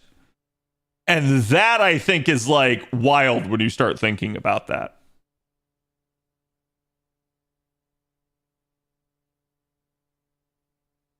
Oh, he's been comfy for me, just monthly login and some BP. Yeah. I think it's like the best way to treat gacha games overall is like, I'm not going to say like play them casually necessarily, but like don't get caught up in the hype and don't necessarily feel like you have to like roll every single unit and stuff. I think it's what gacha games want you to do. And that's what like the smart player just realizes that they don't need to do that. People joke that the money went into Concord.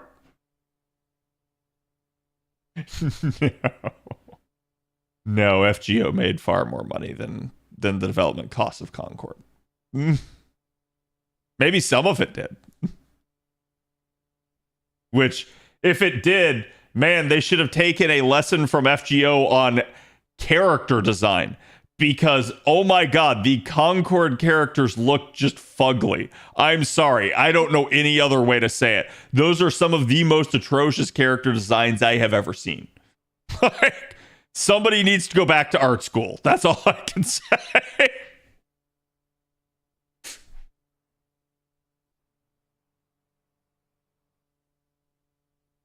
Airwolf. If Sony invested even 10% back in FGO, it'd be very different in a very good way. If Sony invested 10% of the income into FGO, Single would be like basically operating out of a skyscraper. Like that's what you guys need to understand is like the sheer amount of money that these games have made is patently absurd. There is some CEO somewhere laughing or some VP or something laughing as they are taking a ride on their third yacht this month.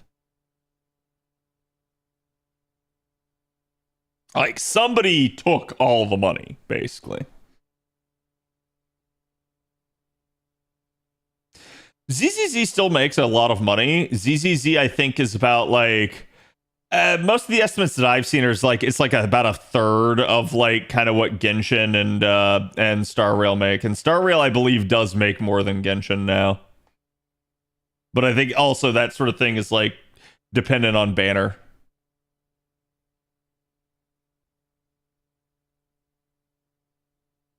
Then you have Chinese only MiHoYo games like Honkai Z. I mean, I've never even heard of that, but it is what it is. Roll every unit and don't spend any real money.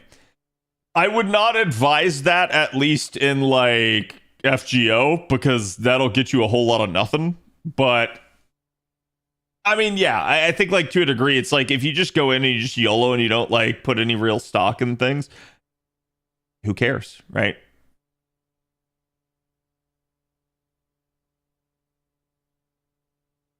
All the money went into developing 2XKO for 10 years. Wait, is that the League fighting game? I think, chat, let's be honest. We all know where League's money is going. It is going towards Riot's MMO. Everybody knows this. Everybody knows this. It is definitely not going back into League. At least not at the scale that League players probably hope.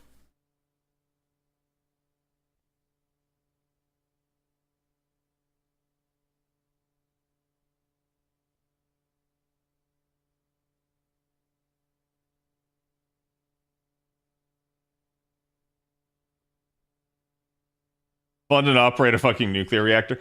I've seen a whole lot of that thrown out there as like, oh, that's their like philanthropy.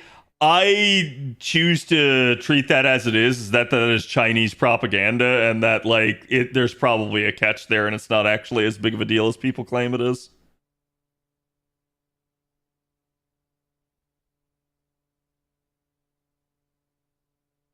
Looks at the $500 Ari skin. Oh yeah, yeah. Like I said, I'm pretty positive that's the thing.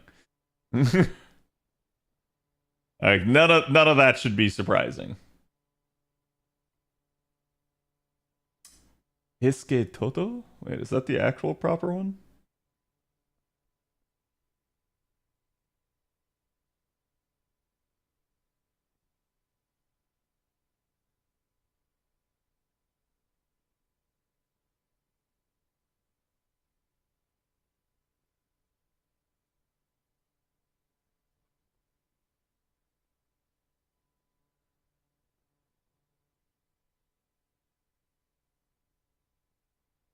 Chad, I love talking with non-native English speakers when they're talking about like mundane things, and then like you see them make some mention of like something and they completely conjugate it wrong, and it's hilarious because you know what they're saying, but you also know they're not saying it right at all. And I love it. It's amazing. Why is he just Killua? That was kind of the thought that I had.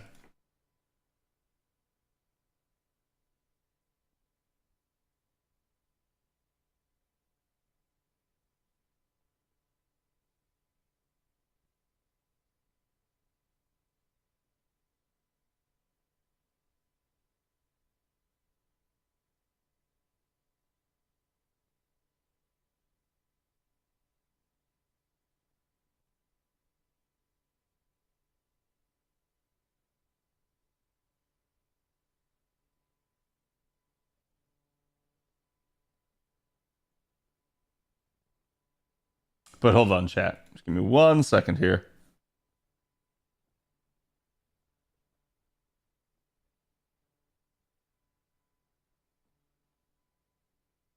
As we're going to be going over Heisuke's stuff here.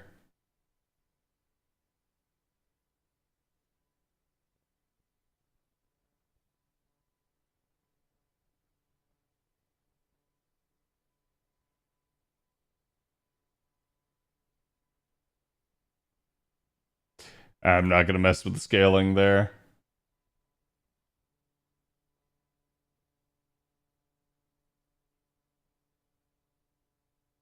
It's funny because that language was mixed over the decade because people interacting with other people. I mean, honestly, I think like that's one of the best things that like Discord and stuff are doing is that like I see more and more people beginning to at least get like really good at speaking English that are maybe non-native. And that has been really like interesting to be able to talk from people all over the world. Now you have stuff like, for instance, on Twitter, you have like the auto translate working pretty well now. So like you can actually read foreign language posts and understand what the hell they're talking about.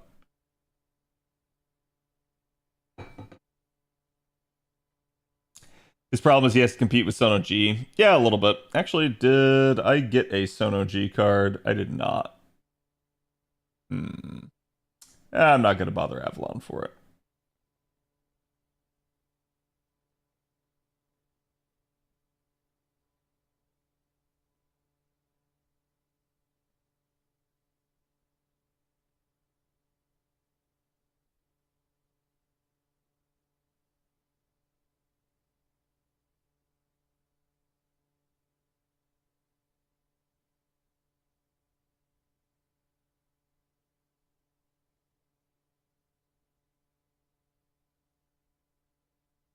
Wait. This is the theme song to a show?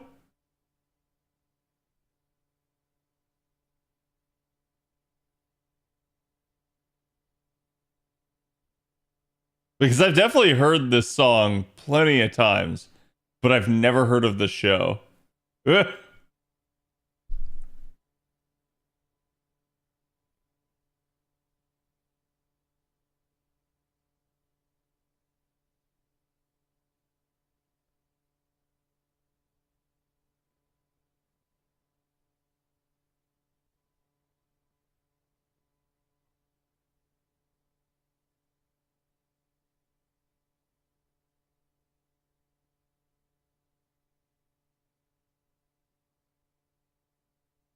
We could also understand each other better and learn other stuff, like that British dude who was on the ground in Nepal, and you could understand why the people in Nepal were saying.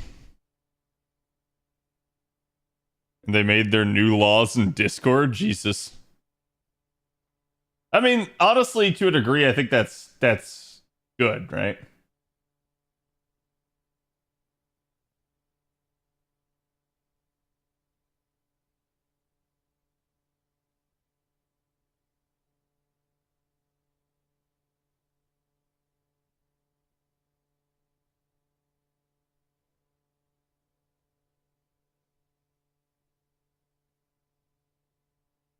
First, you haven't seen The Incredibles, and now you say you've never seen The Greatest American Hero? No, I haven't. I'm sorry, okay? What? Is that a problem? Wait, hold on. Let me remind myself about his kit here. Okay.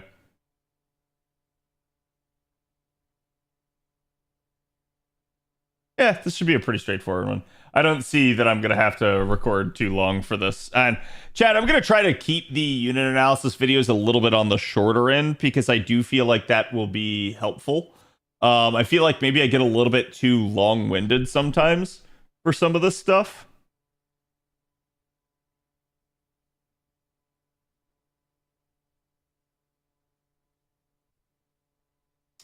Oh, shit.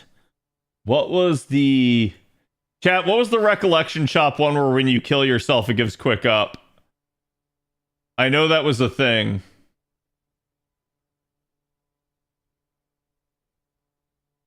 There you go. Thank you, Avalon. Appreciate it.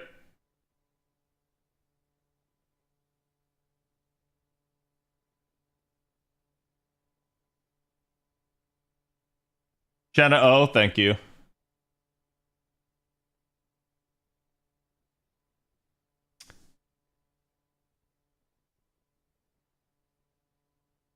Oh, whoops.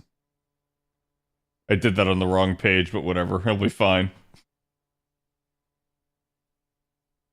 Yeah, because I do want to, like, specially mention this one a little bit, but it's not the end-all be-all.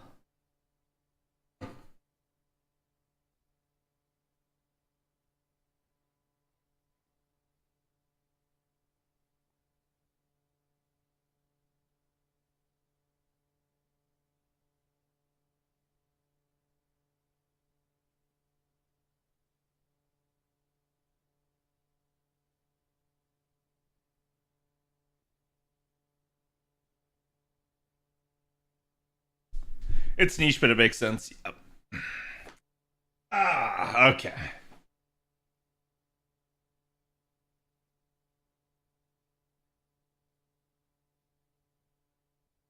Fly around your house like a superhero for a couple of hours. Yeah, I mean, I wish I could fly. That would be nice.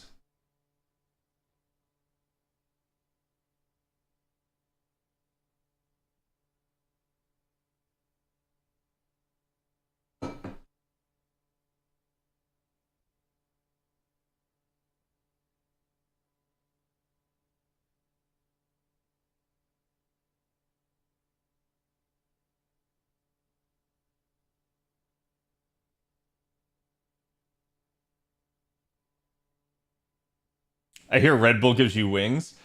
Okay, so Chad, unfortunately I was shared this, so I have to share it with you guys now too. But Andre was talking to me about this at lunch. Chat, I present to you the Gonster. This is Guinness mixed with Monster.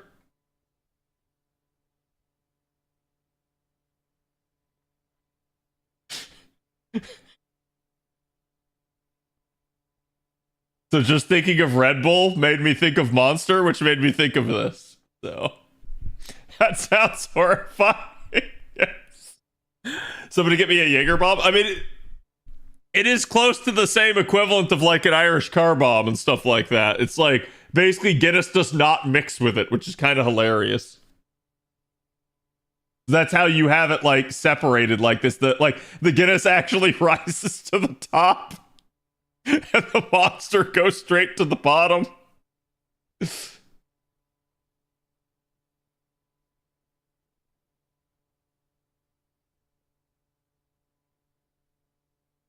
Okay, chat. Let us begin.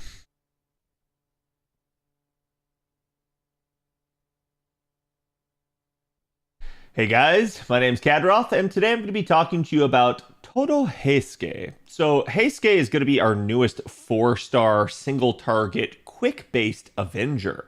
He is going to be a limited unit, but he's going to be at least somewhat unique due to the fact that he will have the ability to kill himself. So that is obviously going to be his major claim to fame here. Now, the interesting part about Todo is going to be that he's going to do it with his Noble Phantasm, so it's not going to, like, say, in the case of, oh my god, Habitrot. It's not going to be like in the case of Habitrot, where he is doing it at the end of a turn. It's going to actually just happen right after his Noble Phantasm, and you're not going to be able to prevent it. This is going to make Heisuke at least similar to a couple of other units that exist out there in the game, including welfares like Sono G. So we do have a couple of comparisons for you guys, but we're not going to have a 3-turn loop or anything like that for Heisuke. You could theoretically pull something like that off, but it's going to require things like Guts. Now, Heisuke is going to be paired alongside Gensai, Kawakami, our new 5-star single-target assassin unit, and our welfare is also going to be a single-target unit as a Lancer. So, interestingly enough, all the units basically coming out with this event are going to be single-target. That is interesting, at least so far. We do have the second banner that will eventually arrive, and nobody knows for sure yet what that type of unit will be. So perhaps they will finally be an AoE, but we will have to see. Now, Toto is, again, like I said, going to be a 4-star, so he will also have some additional comparisons to other 4-star Avengers. But at least in the general purpose use, you're going to probably use him to nuke a single enemy wave and then maybe have it rotate the party. That will be his primary claim to fame, and that's going to be how we're going to use him. Let's go ahead and let's talk about Heisuke's numbers. I almost called him Keisuke. He's basically going to start out with you guys at 9.2k attack. This is not stellar for a 4-star, and especially for an Avenger, but it's not bad. It's right in the like sort of normal, like strong wheelhouse of like 9 to 10k that we like to see our 4-stars in, but it is on the lower end of that threshold. His HP is only going to be about 10.8k, but, well, if he's going to kill himself after one Noble Phantasm, we're really not going to care too much about his survivability as long as you can get him to that NP. He's going to be man attribute. He's going to have 29 star absorption. That is your typical Avenger, just really cruddy star absorption. So he's not going to soak stars from a lot of his allies. He's going to instead lose them to them. His star generation, however, is also only 6%. This is also not too great, but it is what it is. He is a quick unit, so you would maybe hope that it's a little bit higher, but unfortunately, he's not going to be the best star generator in that sense. He does have 0.63 NP charge attack rate. This is not bad, but we only have 3 cards in his deck that are going to be really capable of doing some NP generation, at least to a significant degree. But at least the hit counts, even on his like Buster card and such, are pretty stellar. So you're not going to have to worry in that regard, because you would at least be able to generate some Noble Phantasm with his his Buster card. Now, from here, he does have the 5% NP charge defense, basically the highest in the game, and he does only have a 9% death rate, which is actually rather low, and kind of hilarious when you consider that he kills himself with his NP. But it's just going to be the death rate that affects him when somebody else is trying to death proc him. His alignment is lawful good, he's a male-gendered unit, and his traits are Hominide, Humanoid, Normal Servant, Shinsengumi Servant, and Weak to Enemy. So he doesn't actually have a whole lot of exploitable traits against him. Now, again, the deck here is going to be double Buster, double Quick. This is going to work out perfectly for buffing him with the likes of your normal Scotty and Summer Scotty variants, but not necessarily going to be great for someone like Tiamat, as he only has the singular arts card. If we were looking for something like that, a better pairing would be double arts, but at the end of the day, like we said, he's kind of just here to get his singular job done and move on. But this is interesting, because as we move on to his actual kit, you're going to notice something pretty peculiar about this. Almost all of his skill effects are 3-turn duration. I find this actually to be quite weird, because a lot of this seems to be focused on almost getting him to Noble Phantasm multiple times in a row, without really the capability to have it. So to me, this means that the devs want him to be more of a supportive character, to be played and used when the time is right, rather than necessarily at like trying to actually get him to 3-turn and loop. You can see his first skill here, he's going to have a taunt for 3 turns. He's also going to increase the party's NP generation rate for 3 turns and the party's critical damage for 3 turns by 30% each at max level. That is why I say, again, I think he's kind of got a little bit of a supportive aspect here to him, is because it feels like the devs are trying to allow him to give effects to everybody else in the party to set them up. This is all going to be on a 6-turn cooldown. Then we're going to move to his second skill. It's going to increase his own quick performance for 3 turns, his own NP generation rate whenever he takes an attack for 3 turns, and grant himself evasion for 3 times 3 turns. So that will be his overall survivability skill right here, but it's not going to be the best. That is, I think, going to be the real concern with him, is basically, can you get him to Noble Phantasm even a second time? Now, you could obviously brute force things like that, but at the end of the day, realistically speaking, it is a kind of an odd makeup for Heisuke to have. Now, he will get up to 30% on the quick up, and his defensive NP gain rate will increase it by 50%, which, if you remember, he did get 5% NP charge defense per hit done to him. So increasing that would make it basically 7.5%, which is actually a really good number. But this is sort of reliant on him actually getting hit, and realistically speaking, you generally don't want to be sitting there just taking hits to the face over and over again. But I guess if you're up against an enemy type that has like attacks that have high hit counts, this could potentially be good as long as you're not worried about losing him to those said attacks. His third skill is going to also increase his own NP damage for 3 turns, increase his own attack for 3 turns by up to 20% each on those, and charge his own NP gauge by up to 30%. Now, the 30% charge here is actually probably the biggest aspect. This is going to help him get to his Noble Phantasm and allow him to do what he does best, which is kind of go kaboom. So at that point, we're pretty much looking at him being paired up really nicely with a mana loading append. That's going to be something where now you could start him out with a 50% CE, kind of have his mana loading fully maxed out, and then pop his 30% charge skill. And there you go. He's just going to take out a single enemy on his own, hopefully. This is also going to be on a 6-turn cooldown, but like I said, I think this one is probably going to be the one that you're really going to want to lure first. Taking a look at his passive skills, he does have the Avenger passive that further increases his NP generation rate whenever he takes an attack, and also just debuffs the party's entire debuff resistance by 6%. He has Oblivion Correction, which is another Avenger passive that increases his own critical damage by an additional 2%. Magic Resistance, just for some additional 15% debuff resistance to help offset the Avenger passive. And then we get to move on to the append skills. As already mentioned, mana loading should be probably the first thing that you go after with him. Obviously, at that point, then you're looking at maybe some of the other options. A little bit, the third append here might not be too terrible if you're trying to look for an alternative use for somebody else that you can kind of use them to blow up against. But we do have other self-sacrificial units that could be used in this role, including Arash. So the anti-saber attack damage aptitude is kind of up to you at best. I think the fourth append would probably be potentially a better one to increase his crit damage while he is there. Similarly, with the extra attack finesse, this could also be a thing. I don't think the fifth append is going to be too big of one for him. So to me, it's mana loading and then a pretty steep fall off for any of the other appends that you might choose. Looking at his Noble Phantasm, it is an 8-hit single target quick NP. It's going to deal damage to one enemy and then deal super effective damage against enemies that are lawful alignment. This is going to be his real claim to fame and something that you're going to really want to watch out for, as that will be how you're going to get the most damage out of Heisuke. He's going to, after the damage goes out, reduce their defense by 20% for 3 turns, so he can be used a little bit as a setup, maybe in some sort of like challenge environment or something with break bars where you can maybe have him take out a bar and then still apply a defense down to the enemy. But then after that point, he will sacrifice himself. So this is the major concern that you're going to have. This sacrifice is completely unpreventable, and there's really just nothing you can do about it. The only thing that you could try to do is slap a guts on him. That might help. But at the end of the day, that's only if you think you can get off multiple Noble Phantasms with him.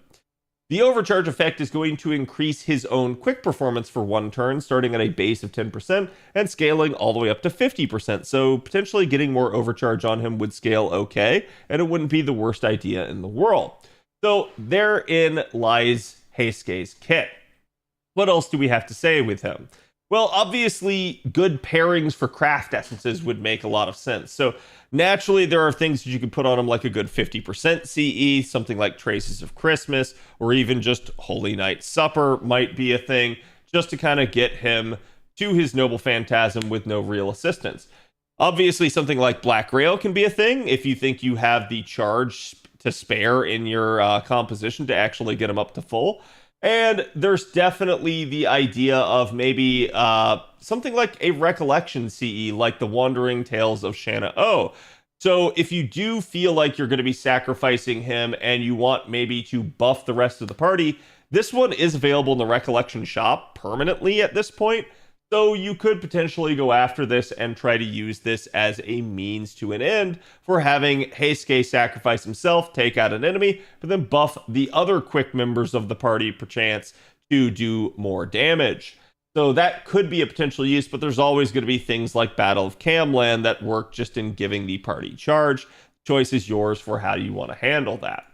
Taking a look at Heisuke's raw numbers for himself only, Obviously, this is not going to include things like your support casters or your mystic codes or your craft essences. This is just Heisuke under his own power in a neutral enemy environment.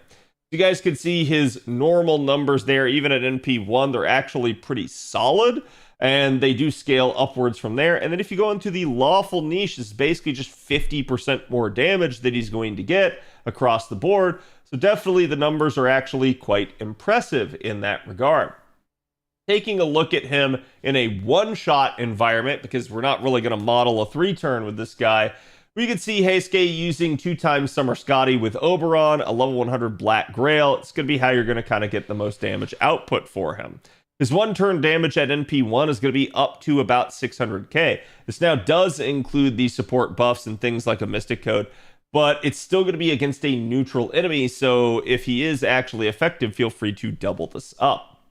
But you guys can see about 600k there, and then if it's lawful, it's about 900k. So again, still that 50% kind of just still hitting home there. But if you do get the second copy of him, you're already looking at 800k. So getting an additional copy can definitely help out his damage numbers.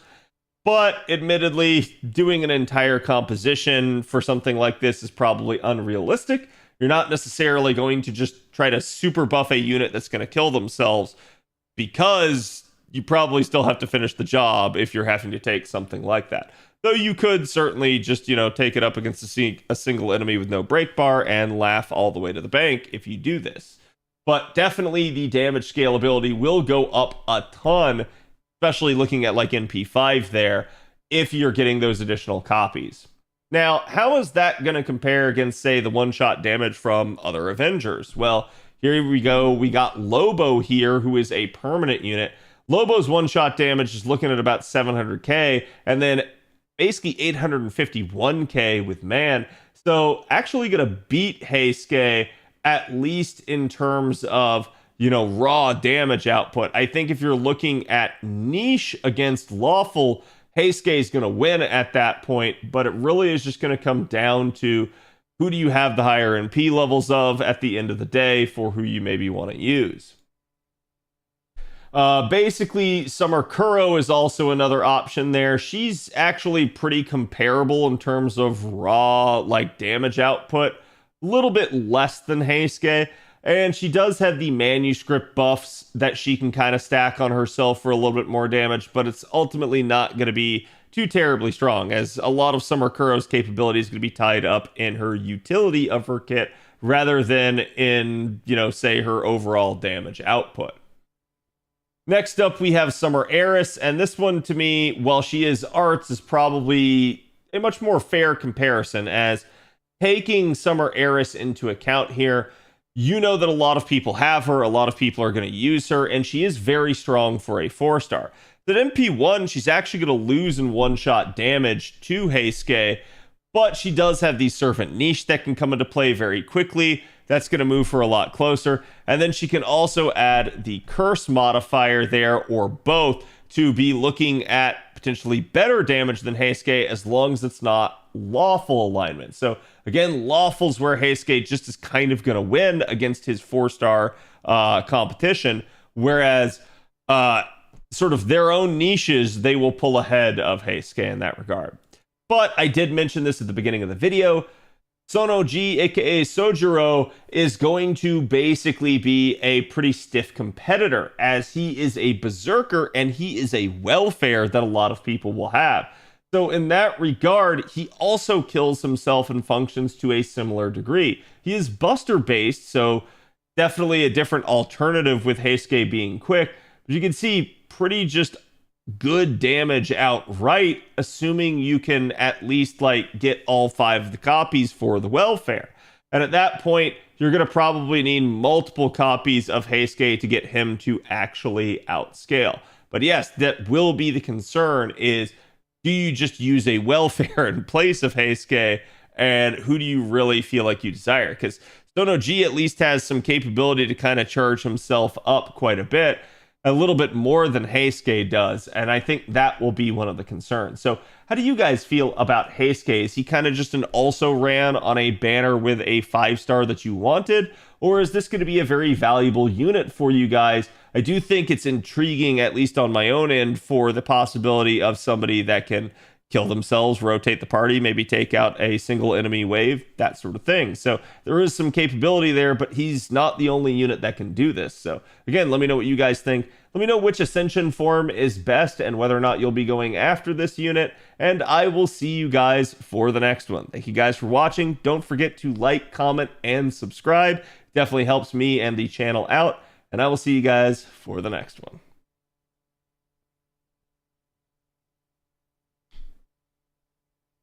Was frame rate really bad the whole time?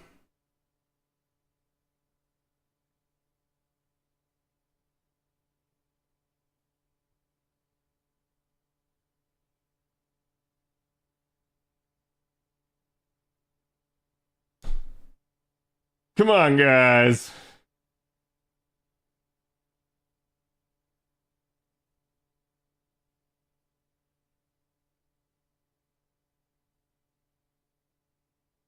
I'm gonna have to go back and watch that.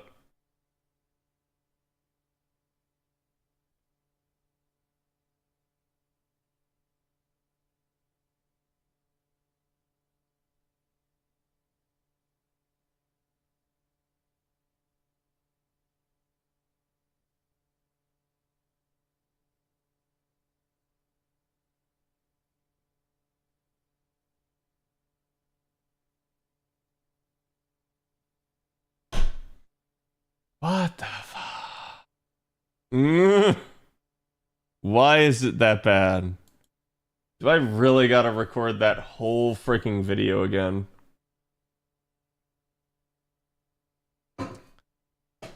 Ah.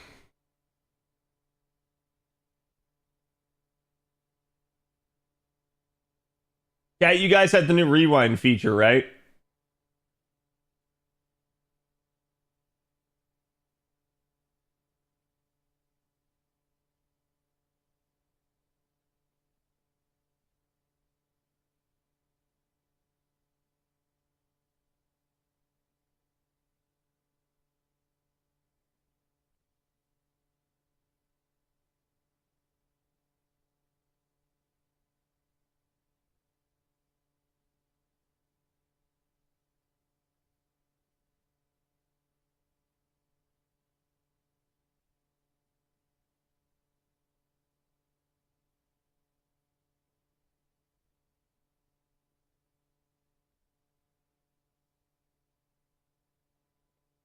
Definitely your ISP trying to tell you. It's not my ISP because it's not the stream itself. It's only when I record. And I have yet to figure out why.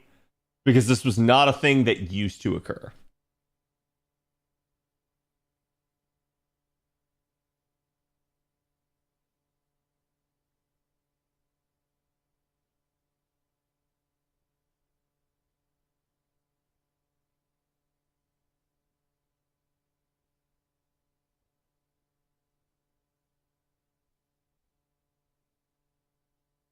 Why is CAD 30 FPS? Because I am.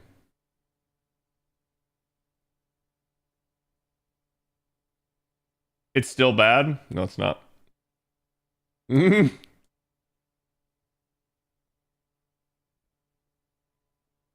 I'm gonna pull it up. And I swear to God, if you guys are gaslighting me.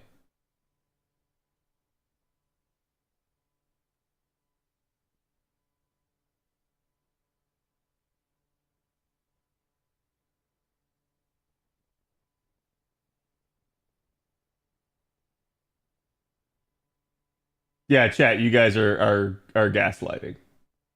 The video recording, you were right. I am absolutely fine now. And if you guys aren't seeing me fine, the issue is on your end. I can see his pores again. Yeah.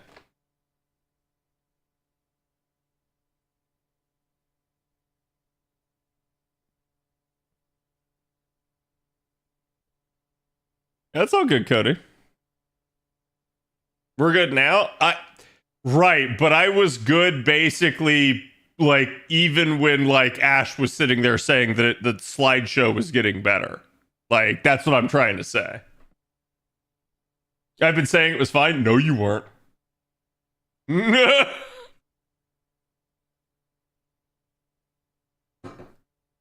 Like, what I'm trying to say, chat, is this was not an ISP issue.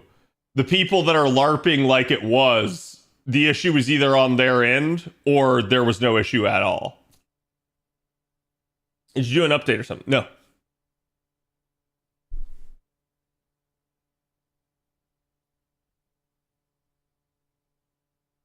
It was horrible during the recording. Right. Yeah, that was my assertion. Time to redo the video? Yeah, I gotta redo the video. It's okay, I kind of messed up several times during the video, so... Cast. Here we go. Hey guys, my name's Kadroth, and today we're going to be talking to you about Todo Heisuke, our new 4-star unit that is coming out with the Guda banner here in the 10th year of JP. Now, Heisuke is interesting because he's going to be a limited single-target quick Avenger, but he's not going to work like other single-target Avengers do. Heisuke's major claim to fame is going to be the fact that he can actually kill himself, similar to how Arash or Habitrot do. But in a difference from Habitrot does it at the end of her turn via a skill. Heisuke is going to do it with his Noble Phantasm, just like several other self-sacrificial units handle it. But in order to understand this, let's start out by going through his kit so that you guys get the full rundown. So Heisuke is basically going to have about 9.2k attack, almost 9.3k. Not really the best of numbers, especially considering we're using an Avenger here, and Avengers usually have pretty high attack stats overall. But it's still well within the acceptable range for a 4-star, and definitely we like to see units at least in the 9k range at that rarity. Now, looking at our HP values, we have about 10.8k HP. This would be a concern, but he does at least have some survivability built in, which is kind of hilarious, given the fact that he is a self-sacrificial unit. Heisuke is going to be man attribute. He's only going to have 29 star absorption due to just him being an Avenger, and he does have star generation of 6%, which is also quite low. His NP charge attack rate is going to at least be 0.63, so not too much to be concerned about there. His NP charge defense will also be 5%, and we will have more to say on that in a bit. His death rate will be surprisingly low at 9%, which is kind of hilarious for a unit that does kill himself. His alignment is lawful good, his gender is male, and his basic traits are Hominide Servant, Humanoid, Normal Servant, Shinsengumi Servant, and Weak to Enemy Elish, so not a whole lot to exploit if you're fighting against him. His deck here is going to be double Buster, double Quick, which means he'll scale a little bit better and pair a little bit better with the likes of Summer Scotty, but at the end of the day, that's really just going to be predicated on whether or not you can get crits off with them. You could still pair him with someone like Tiamat, but he doesn't have that second arts card to have the majority of his deck kind of be in her wheelhouse, so there is what there is. Now, at the end of the day here, it's still a fine deck, and this will at least allow for a lot of like hard-hitting Buster and Quick crits should the situation arise. His hit counts are all either average or above, with the only average ones being, ironically enough, his Quick cards and his 5-hit extra attack, whereas the Arts and Buster cards are actually above average with their hit counts. Talking about his skills, this is actually one of the more interesting things. A lot of his skills have 3-turn durations. It's kind of weird for a unit that's going to kill himself right after his first Noble Phantasm. Now, at least for his first skill here, it is a little bit more of a supportive skill, but the other skills are going to be a little bit more focused on Heisuke himself. So starting out, he gets a 3-turn taunt and can increase the party's NP generation rate and critical damage for 3 turns each by up to 30%, all on a 6-turn cooldown. His second skill here is actually going to end up being his Quick Up, his real steroid here for 3 turns of 30%, and it will also increase his NP generation rate whenever he takes an attack for 3 turns by an additional 50%. That means his 5% NP charge defense will instead become a 7.5% like per hit basis per attack, that hit him. So he's just going to get a ton of Noble Phantasm charge if units actually do spend the time to hit them. But that may not be the ideal way to use him or something that you even necessarily want. The good news is, at least with this second skill, the last effect on it is going to be a self-evasion for 3 times 3 turns to give him, again, a little bit of survivability. So just a kind of decent multi-turn steroid there, which is maybe a little bit of an odd choice for, as I mentioned, a unit that's kind of designed to just off himself.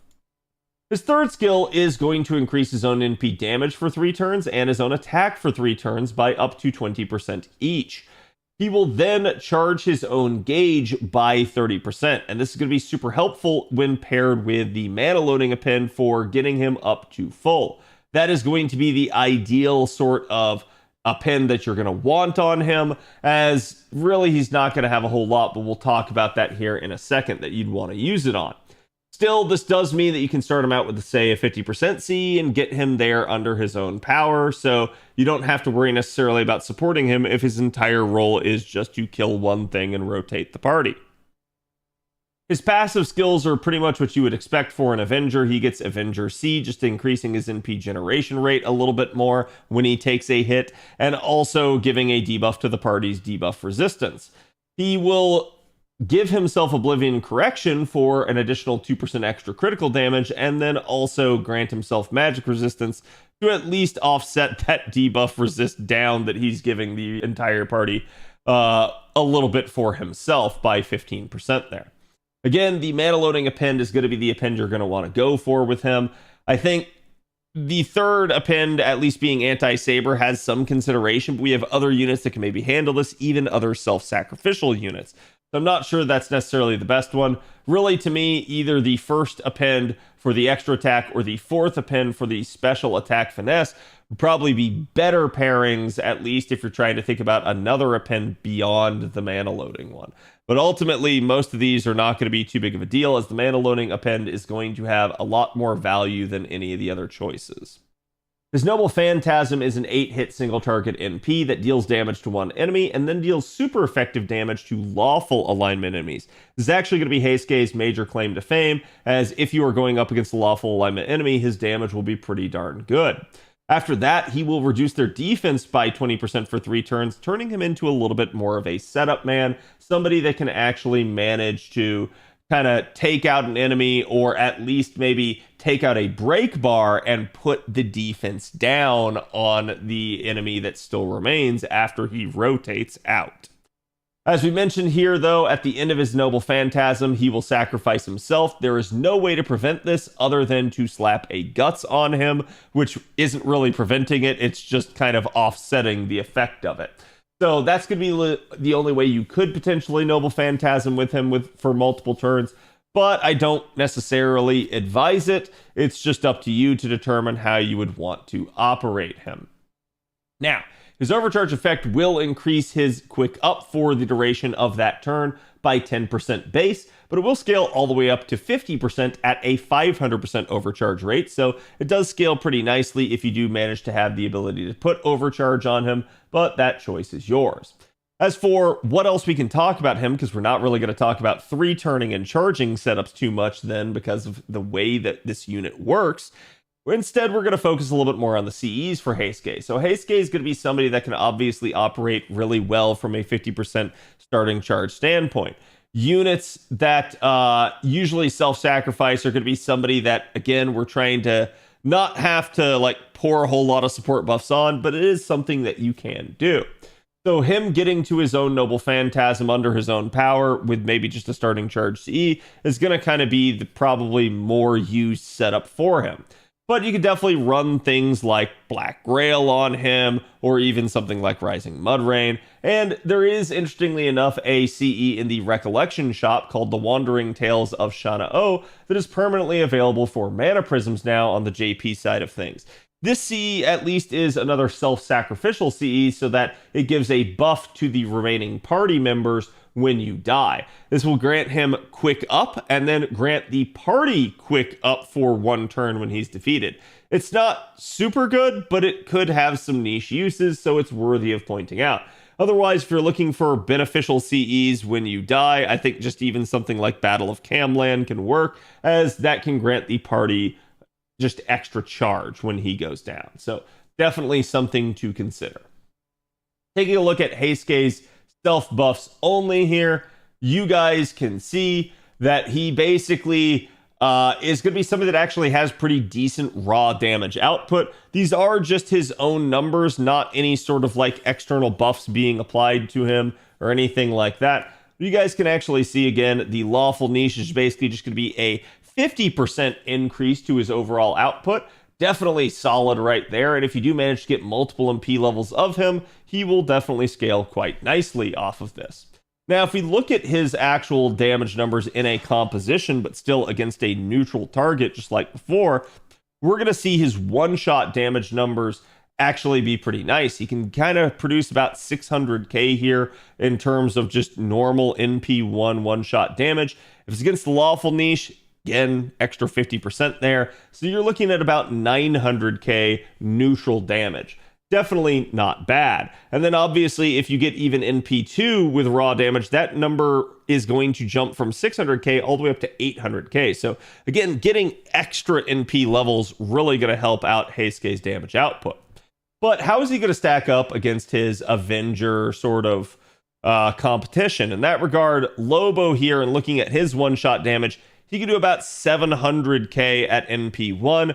Definitely better than Heisuke in that regard. About 851k against man. So Heisuke would still win NP level for NP level if lawful niche is in play. If not, probably Lobo's wheelhouse instead. And Lobo will be a permanent unit and somebody that doesn't kill himself, so Lobo will have those advantages over him. Taking a look at Summer Kuro, Summer Kuro's numbers are decidedly less than Heisuke's. They're still close, but not great. And she does have the manuscript buff that she can apply to herself to further increase her damage, but it's not quite a niche. So to me, Summer Kuro, not really who you're going to take in terms of damage output. Really, her whole deal is going to be the utility that she could provide due to her kit to the party and the ability to rotate. So in that regard, similar to Heisuke, since he can rotate the party, he's just going to kind of blow his load and then rotate. Whereas Kuro is going to buff units and then potentially rotate at the end of a turn.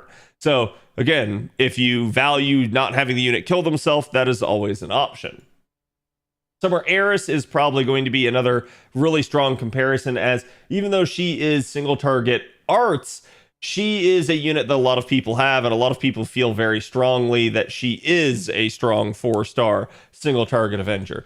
So her actual base number there at NP1 is only going to be about 429k. This is definitely going to pale in comparison to Heisuke, but she does immediately have the Servant Niche, the Curse modifier, and the ability to stack both, allowing her to get some pretty darn solid damage output that should apply in a good chunk of scenarios. So in that regard, she absolutely can beat Heisuke, particularly as she scales up in NP levels. But the choice will still remain on whether or not essentially you're going up against something that has lawful niche. If you are, Heisuke is going to outdamage her. If you're not, she's probably just going to outright be the better choice. And again, remember, Heisuke's not going to be doing multiple Noble Phantasms at all. Last but not least, this is another interesting comparison, as we have Sono-G, aka Sojiro, who is a welfare single target berserker that a lot of players will have on JP at this point. Now, Sojiro can also kill himself very similarly to how Heisuke can with his Noble Phantasm. And you can see his damage output at NP5, since you're guaranteed the 5 copies basically if you do his event, you're looking at about 738k there. So realistically speaking, the only way Sojiro's gonna lose out is if, again, lawful niche is in play. Otherwise, Sojiro is probably just the better option, and does have potentially even more charge to get himself to his Noble Phantasm, allowing for, you know, probably a lot more viable, say, Black Grail comp type things. So again, this is an interesting thing. Let me know what you guys feel about Heisuke. Is he just another unit that is available to you on a 5-star banner that you were after? Or is he a unit that you guys think that you're going to use pretty viably over time, as he has the at least ability to kill himself and rotate the party? I'll be curious to hear you guys' thoughts on that. Also, let me know which Ascension form is best, and again, whether or not you think he's actually worth rolling. I will see you guys for the next video. Thank you guys for watching. If you haven't already, don't forget to like, comment, and subscribe. You guys know it helps me and the channel out, and I will see you guys later. Have a good one.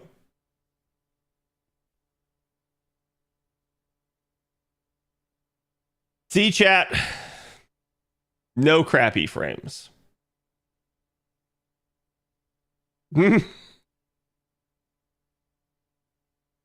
yeah, I don't think this 4-star is bad per se, but his kit to me feels like it's designed for a unit that doesn't kill himself.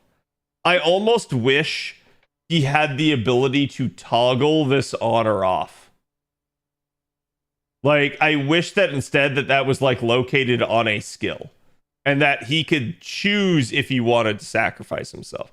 Because I think if he was just a looping quick unit, he'd be good. I think the problem is that, like, you can't do much with a unit that's going to kill themselves immediately. Like, obviously that has its own value and there is some good uses for that. But trying to compare him against a unit where it's like say Eris, for instance, where you're like, oh, she's a boss killing unit, she's going to be somebody that I'm going to take up against like break bar units.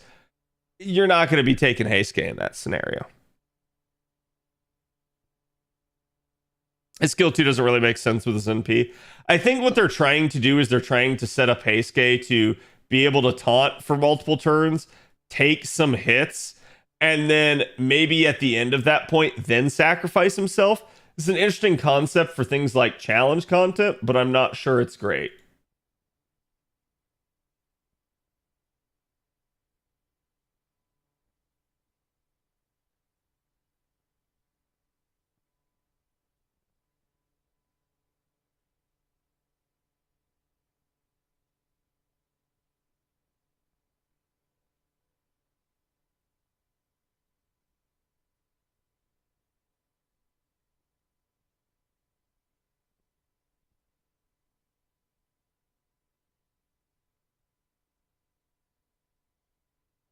Okay.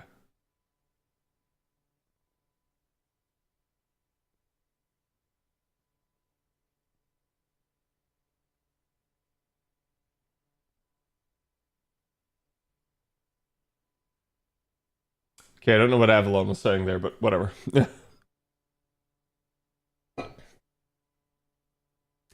It's an easy skip for me. I don't like his design. I mean, I don't think it's awful. Like, I actually think like this form actually looks pretty cool. Okay. But to me, why did I ask the question of, do you feel like he's just a 4-star alongside a 5-star that you're going to be rolling for? Yeah, I do. Like, for me personally, I do not feel like I would get a whole lot of use out of this unit. I feel like the 5-star is the much better unit on this. And we still probably have Kondo coming. We'll see how he is. But I believe with the banner schedule, they already said like this same 4-star is going to be paired with him. So.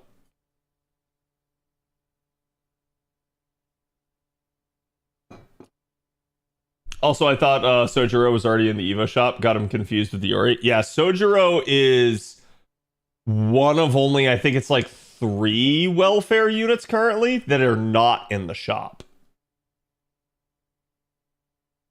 Maybe 4 now. I'd have to double check. But like, we haven't had a whole lot of welfares this year. But yeah, like, they have legitimately covered just about everything at this point. Also, I realize I've cleaned too much because the echo is returning in this room. And that is not good. The Haori designs always look good? Yeah.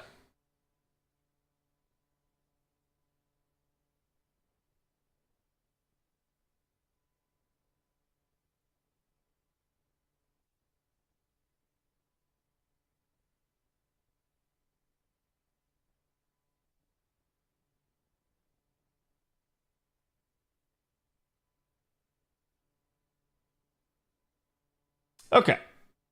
Chat. Why don't I go over the welfare tomorrow? Give us some time to drag this out.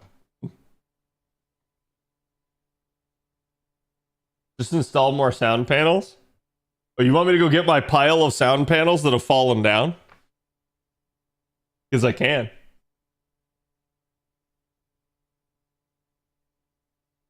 You need dog floof to fight the echo. Yes. Yes. What was I doing?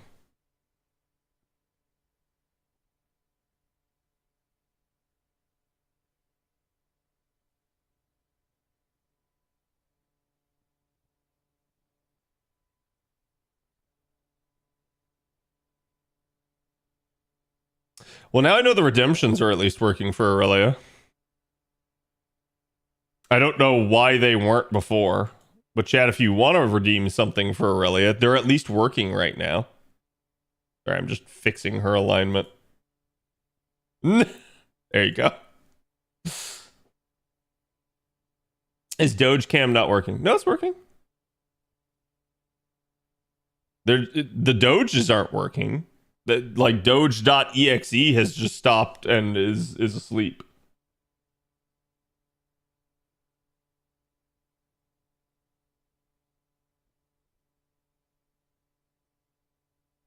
Like, I generally see him as worse than Constantine on release. No. No. Constantine was really bad on release. Like, there was literally no point to using Constantine.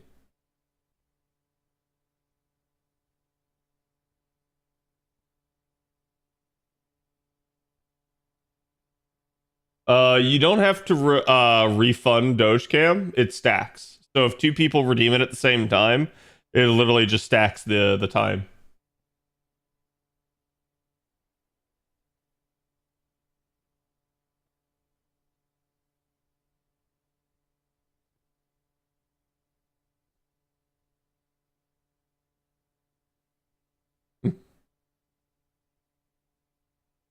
Doge.exe stopped working, yes. Would you like to close it? No.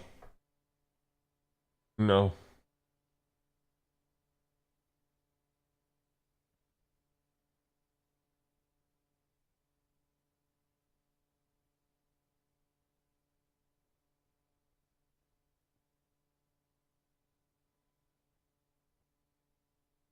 The recording delayed things, yes. Yeah, I realized that, Jay.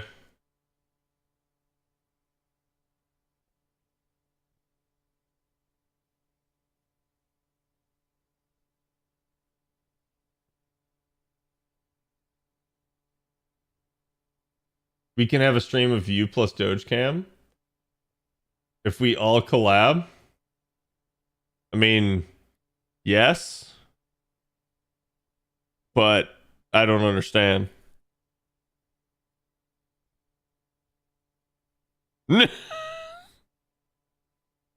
Chat spinning her. Okay, so where was I? Right. We were going into the node. Guess I will take Leo since he has MLB of the gold, and I can't really get MLB of the gold very easily. We'll go right back in.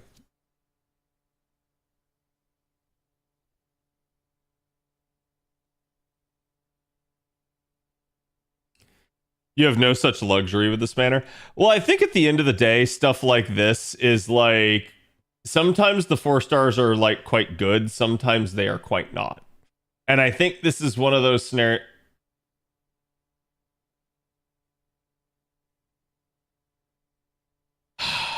I think this is one of those scenarios where they're not.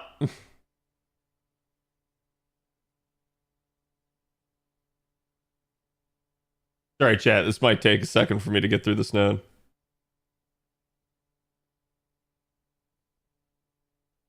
Later, Kimba. Have a good one, bud.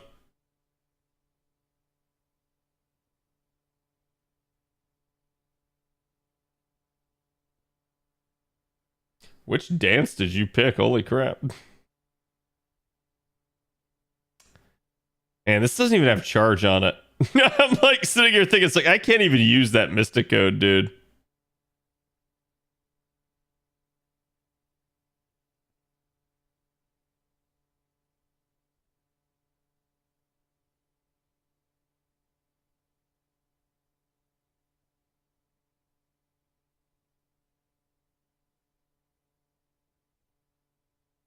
How's Guda? Guda's great. I mean, like, it's just a mission event. There's really nothing to it. So it's not anything, like, super complex. You know, I gotta fix Aurelia, like, moving off the screen with the dance. But from what I understand, that's just an issue with the dance animations for some of them. They just actively, like, move.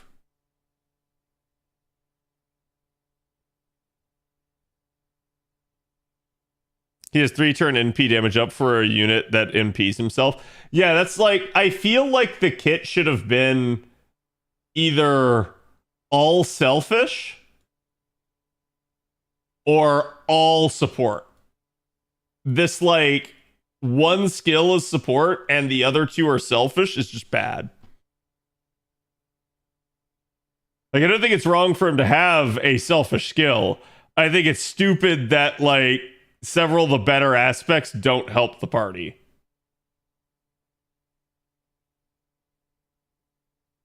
Let's do this and let's send it.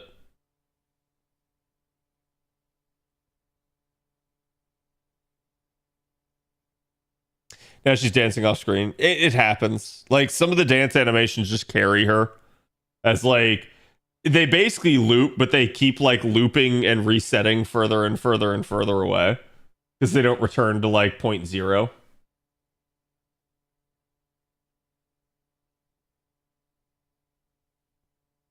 Golf cost is expensive for a sacrifice unit. That is worse than Heavy Cat.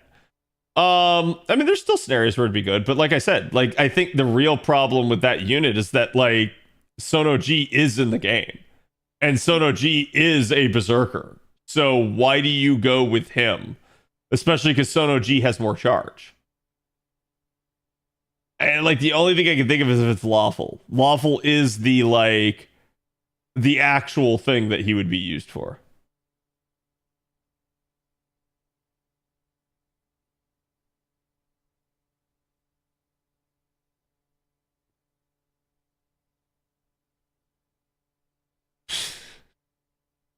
This is not how I should be doing this, but it is gonna at least get me through the node.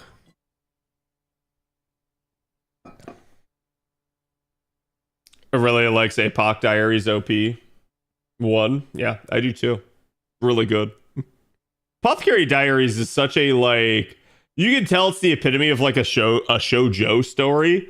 Like, it's probably, like, written for, like, female people, but it's written so well that males can watch it and not care.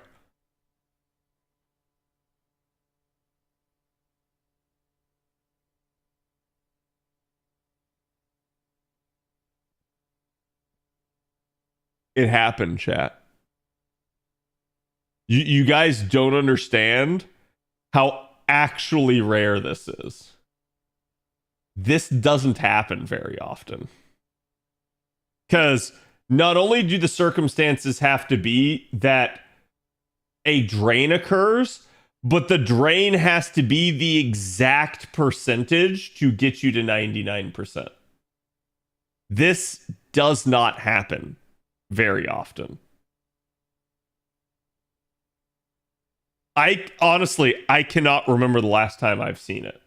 I think the last time I saw this was like year 3 of the game. Like, it has been a long time since that has happened. Oops, sorry, I'm clicking. Wait, how? It can only happen with a drain. That is the only way, and the ghost drained her is why. A multi to celebrate the occasion. To celebrate getting fucked by the game, I spend money on the game and further fuck myself. Hold on, I don't think that's celebration.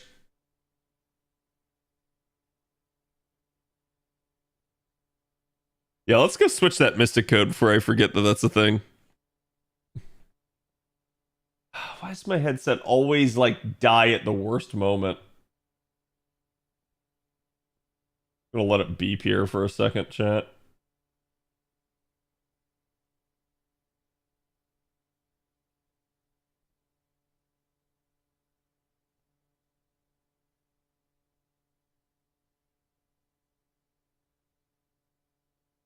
Come on, get me to the party screen. Don't call it a comeback. I've been here for years. Do, do, do, do. Okay, there we go. Hold on, chat.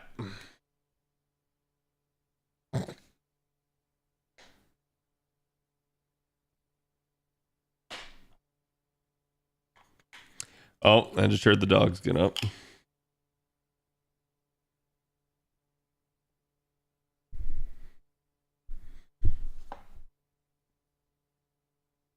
Yeah, see, I could do something like... Where is it?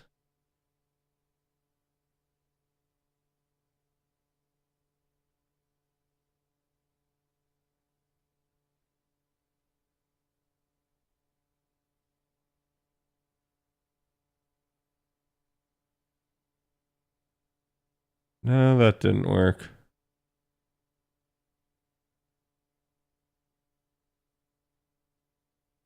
Yeah, see, I could do something like that where it like follows her. But then it makes it weird during other animations.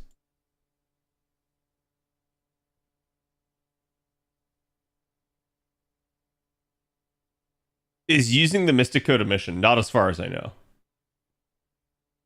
Mystic Codes are never really involved in events. They're just there if you want to use them. Okay, chat. Actually, let me check before we do LB2. So I did Treasure Vault just because I was like, oh, the dailies aren't what I want. And the dailies... Hold on. They're rotating. If it's the caster training ground chat, we're having a caster training ground farm. But I'm all alone. The city, she loves me. Together we cry. It is. Caster training ground, my beloved.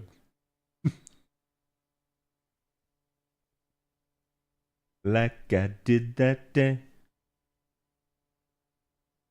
So for this, I probably want drakes. If they will appear. Brickus Dickus.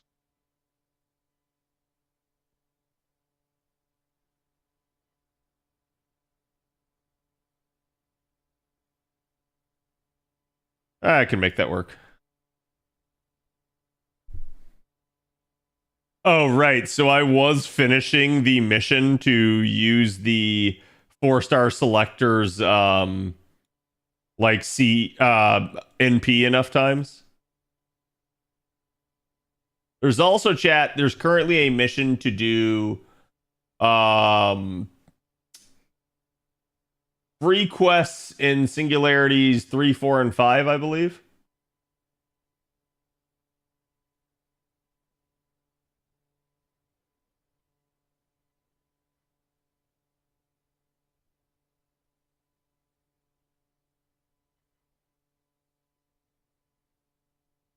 So I could do plug suit here, but this is free real estate.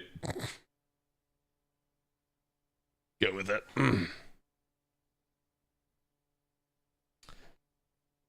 You're making it a unit can nuke itself turn 1. choices there, but not mandatory. Well, that's why I said, like, I would like it actually a lot better if he didn't have to, like, kill himself. I feel like that'd actually be the better choice.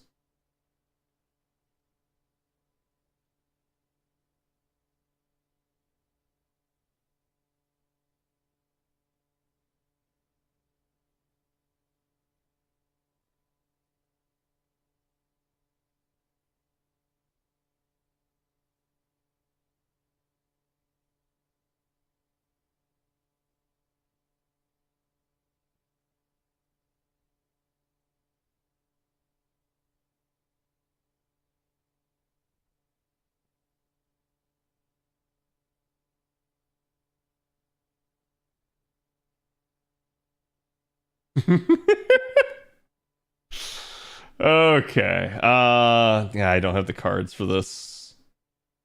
Let's see. I got 50%. I have 50% and 50%.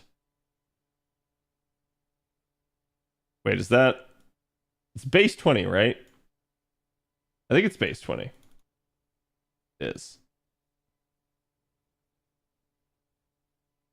So this should work, unless I'm just actually insane.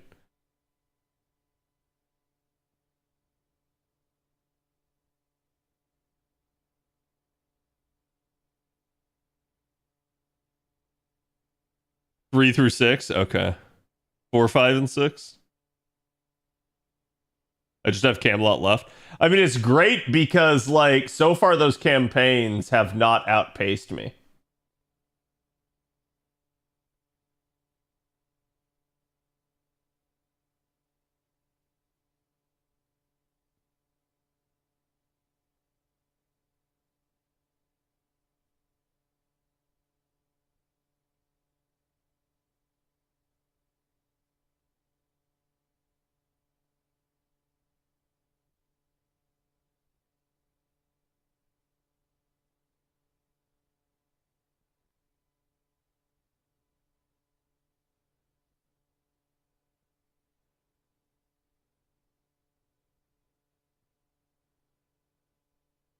There we go.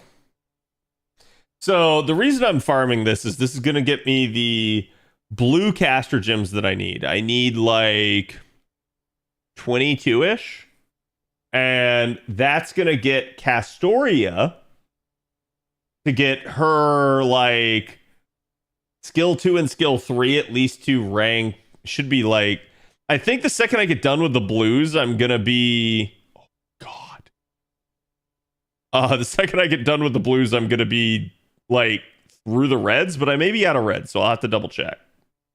I need more runs like that. But yeah, sorry, we're gonna put off doing LB2 for tonight because it is just actually kind of imperative for me to grind this. I need this Castoria online more than I need the LB2 progression. I mean, I could use the Habitat there. It's a level 90 Habitat at that. What the heck?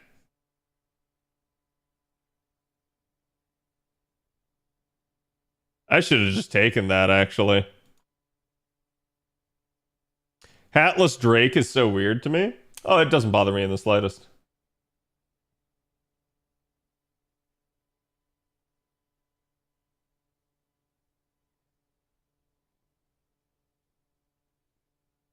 Oh, Waver, please kill it. Okay. I didn't realize I didn't stagger the cards there.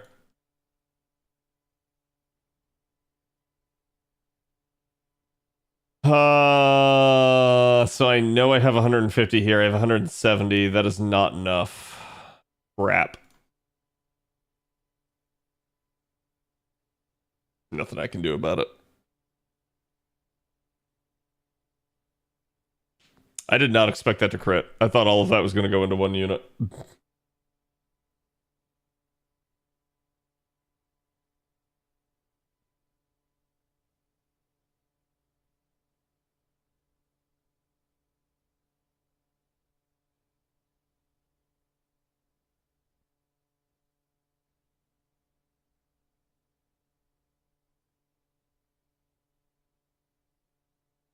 This unit is Constantine level bad, like release Constantine bad? No, I mean, like I've said, I don't think the unit's that bad because I think there's an actual use here for him, and he does have a niche. Constantine didn't. Like, the problem with Constantine is you could basically just run any number of other defensive units, and they would have just been a better option. That's why Constantine needed the buff so bad. The only reason people really rolled for Constantine was because a lot of the Japanese women thought he was hot, or they were just trying to complete like their collection of all units. It's like base Constantine was usable. There was no actual reason to use him. And that's usually what I look for with a unit is, does a unit have a niche? And that niche doesn't have to be like a damage niche either. It can be some sort of support or utility niche, some scenario where it's a good idea to bring them. I really couldn't come up with one other than like he just kind of like he was an alternative to other units. And the problem is like when you have a unit like MASH in the game that's like free and everyone has her, if you're competing with her, that's not a good thing. You can do the grinding during the week because all the nodes are available on the weekends. That is true, but I'll probably need to grind more than just this. Basically, what I'm trying to say here, chat, is I'm not off the hook just with this one. I trust Waver. He can do it.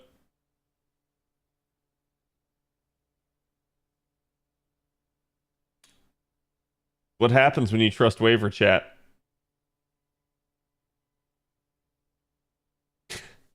Well, the good news is that gave me enough charge.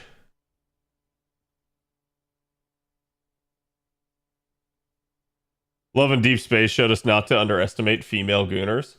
I mean, I think that's always been the case. I think, like, this idea that okay, so chat. Men are the horn dogs. Men are the ones that want sex. That implies that women don't. Like, that sort of messaging is so wrong. Of course women want it. If they didn't, there would be no sex. There would be nothing happening. You would not, like, have any children being born. The species would die out. Of course they want it. They just want it for different reasons, and they have to be a lot more, how should I put it, like, careful with how they operate. There's more at risk there for them than there is for a guy, for instance.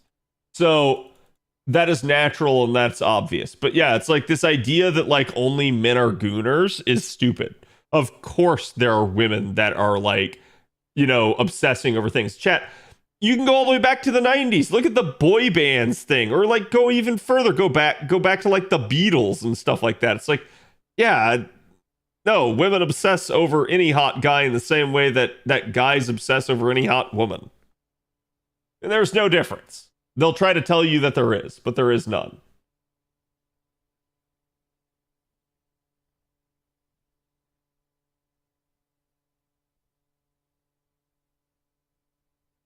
If you trust Waver Reigns sees a new potential target for mischief, I guess.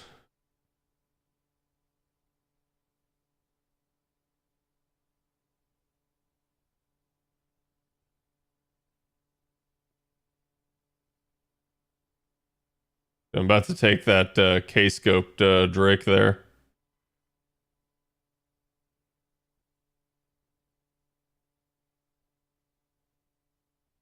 I do think the 5-star assassin is really good. Yeah, I do too.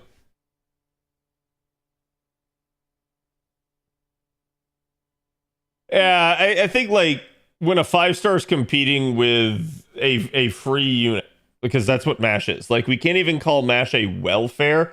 MASH is literally like free real estate, okay? So she is somebody that is not... Oh, thank God. I thought he was going to kill it.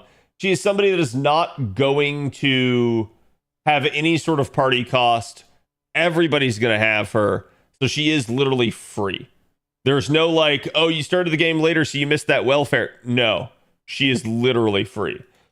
So when you start looking at stuff like that, Yeah, I don't know that that any sort of competition with Mash is going to win. And this goes back to like the same idea that we've talked about before of like, what if they start adding like shielders to the game? I don't know how you do it. Like at this point, because Mash is such a versatile unit, doubly so now that her paladin form is a thing, you're just fucked. Like you're not competing with that.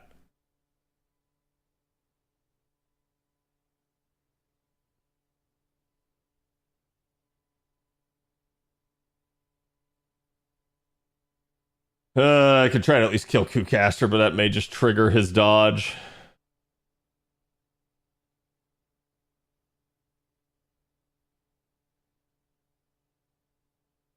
Thank God.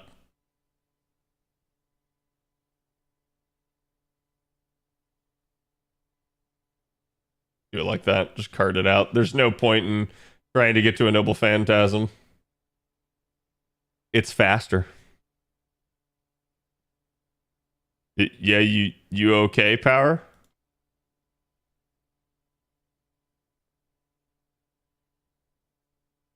I'm one away. I need 12 for the next skill, if I remember correctly. We got to get to 24 in total, but at 12, I'll back out and do the next one. When are we getting Gray? That should be the next one, I believe. I think it's the one coming up here in October. The Evocation Festival for that.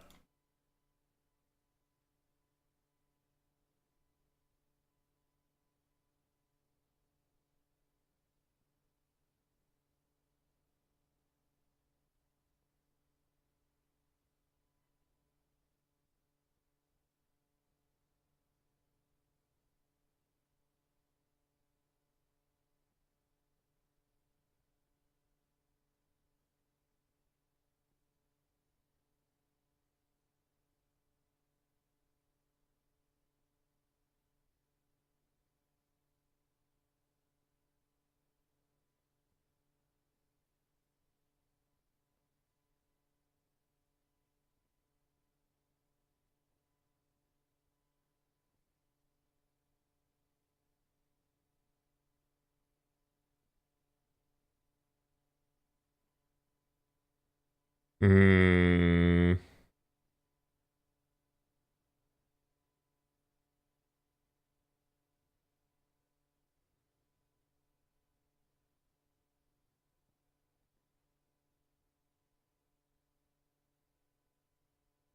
There should be enough charge there to complete the loop. Would it make more sense if they made Galahad a ruler instead? I don't know, because from what I know about Galahad, I'll be honest, they've kind of butchered Galahad's lore. Like, the Nasu version of Galahad is not the way it's supposed to be, but also at the same time, it's difficult to say that any version of Galahad is the way that it's supposed to be. So, like, does it matter? I don't know. Paladin Mash does give her an SSR cost. Yeah, obviously. It's like, and I said this before, and then it later came out in the Famitsu interview, and the dev's reasoning was the exact same as the reason I gave you, which was that there's no way you could have that kind of power and have it be free, so they had to give it a cost. And then the devs came out and said, like, yeah, there was no way we were going to implement that form of Mash without it being an SSR. And I'm like, yep. Not surprising.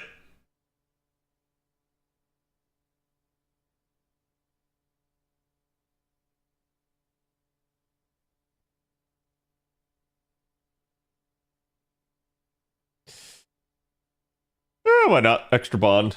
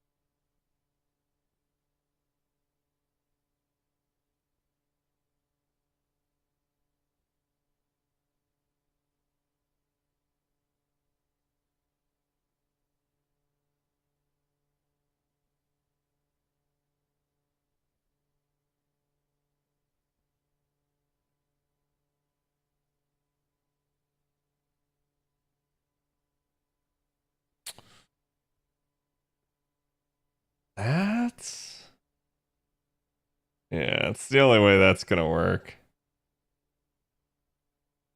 I don't think we'll get Galahad playable anytime soon. I mean, you could, but is what it is.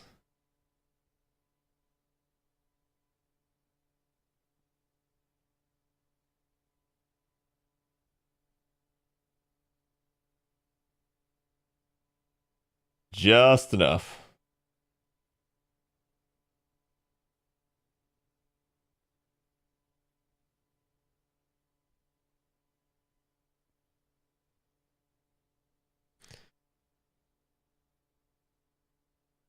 The cost you pay for MASH is time spent in the game.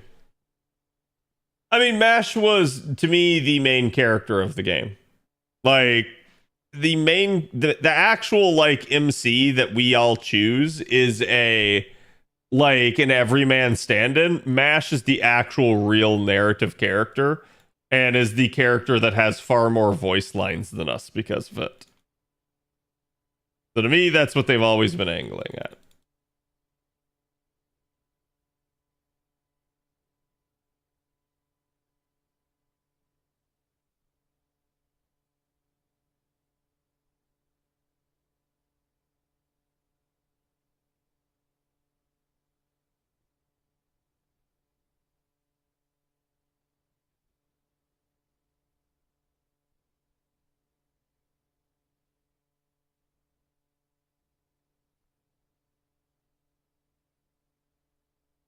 The only downside to MASH is that she stuck it in P3. Right. Now, you guys do realize that we can actually, like, calculate and figure out, like, how much damage she would do it in P5. Because I did ask Avalon that when we got the Paladin stuff, and it was like, oh god.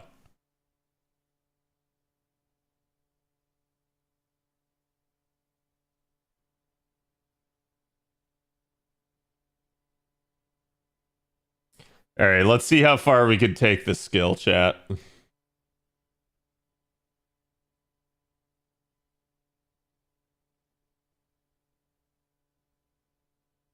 Thank God I have a lot of red. Thank God. No! No! It is never ending.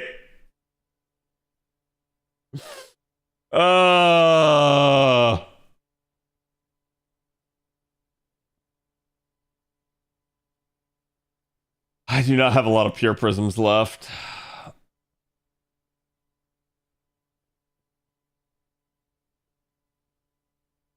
It's gonna hit me again here, and I know it.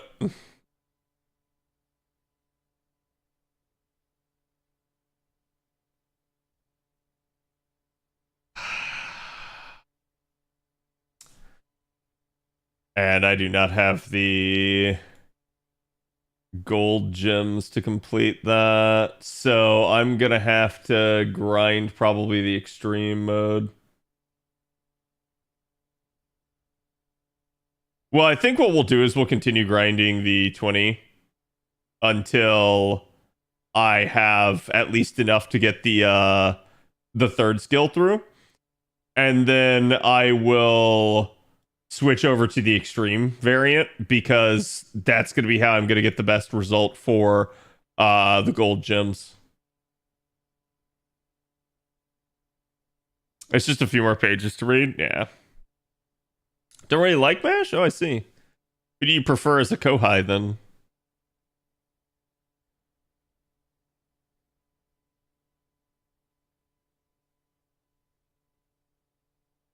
Let's do it like that. How did you actually kill that? No. I'm actually legitimately impressed that damage resistance Oberon killed an enemy. Like, unbuffed.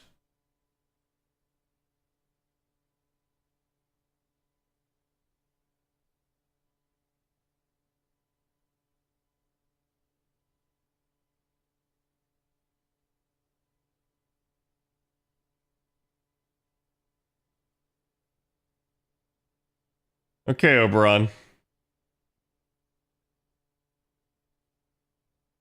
He can't keep getting away with it, chat. That's twice he's lucky crit.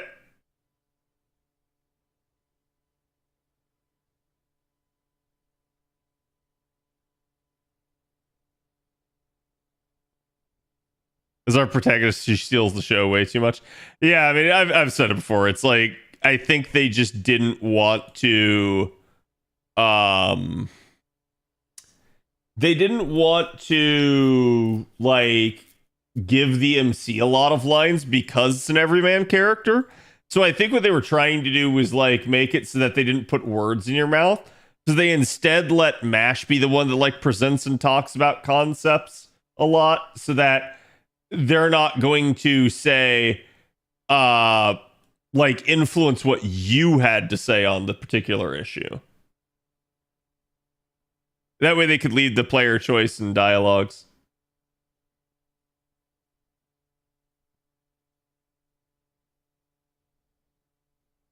We had to piece the story ourselves. I do agree with that. I do agree with that.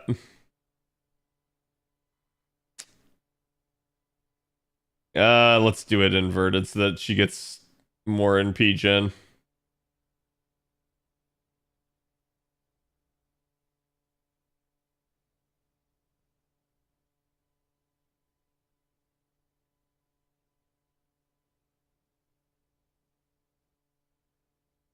It's low level enemies, they stand no chance even if weak to them. Oh, no, you don't understand. Like, Waver struggles to card these things.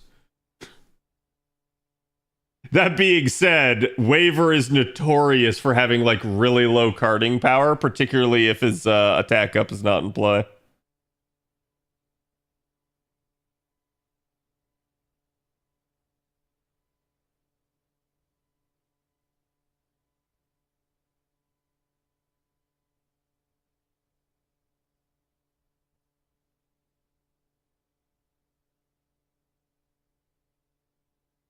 It does lead to some strange events chapters where the MC is meant to be the focus.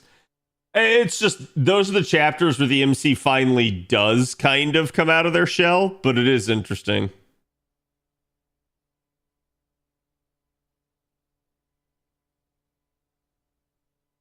Okay. So we only need 9 more.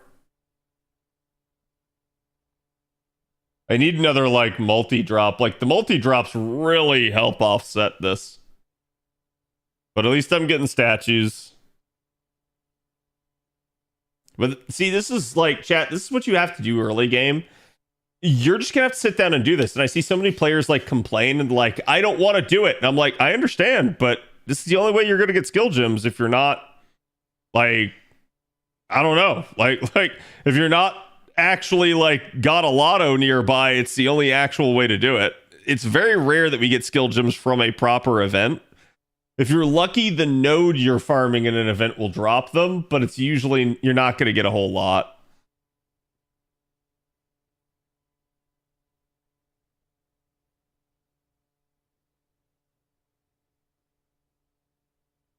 See, that's what I've been expecting to happen.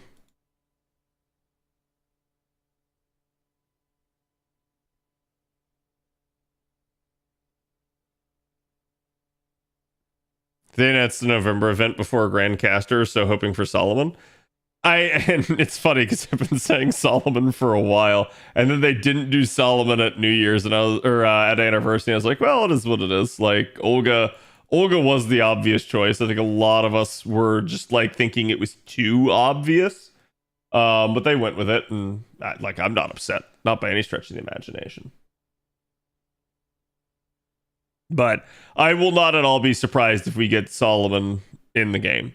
It's like, I think that's been kind of foreshadowed for a while at this point.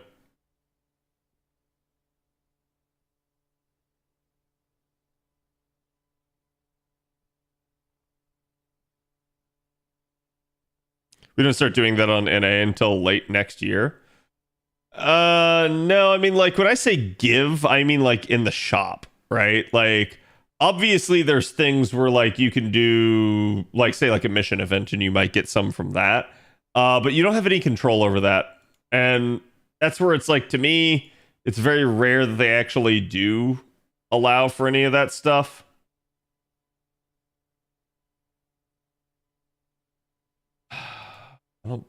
I feel like that's going to kill, but we can try.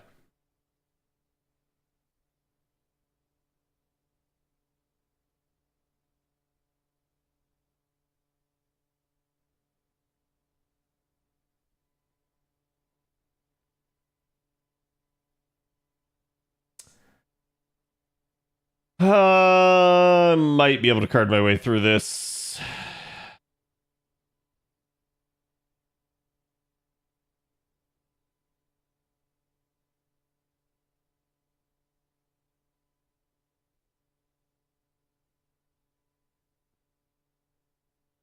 Waver's not gonna kill that. Not with no crit stars, man.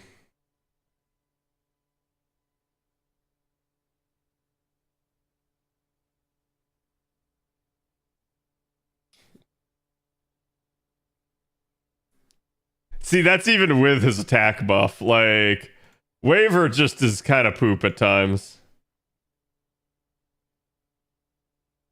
Group charge 50%. I mean, it wouldn't surprise me.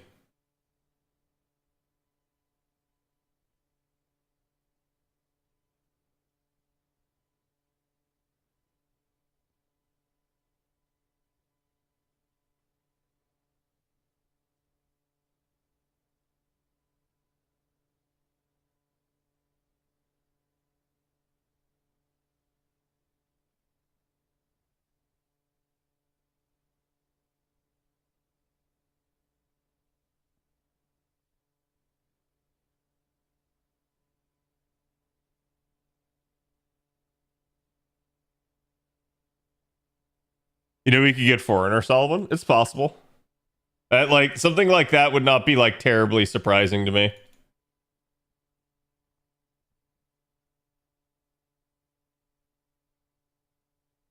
No JP event shops give gems now. Not all the time, they do not.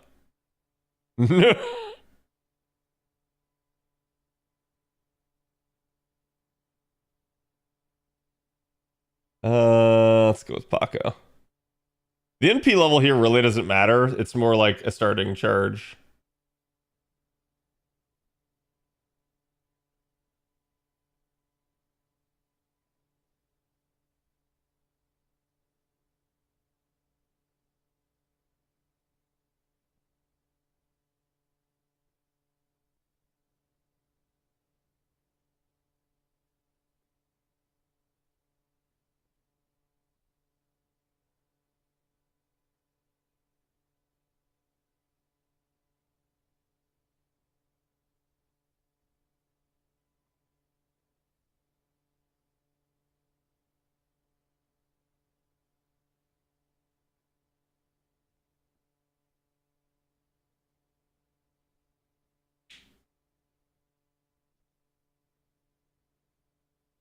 The real Solomon was in our hearts all along, so we can summon him using ourselves as a catalyst.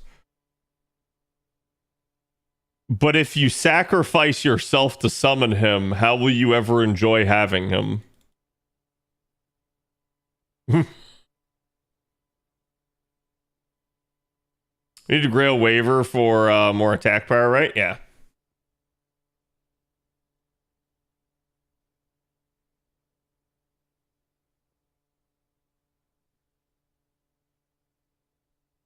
Solomon feels more like he'd be Buster, though. I feel like he'd be Buster. That would... Solomon... Maybe Arts? I can't see Solomon as quick. Solomon as quick would be super weird to me. There we go. And a page. More like that, please, game.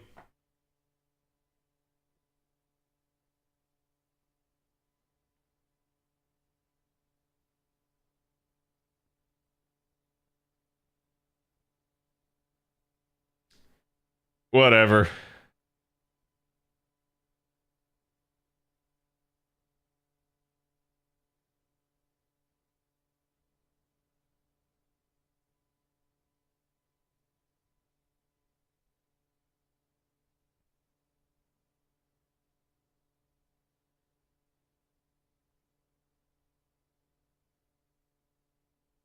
Go.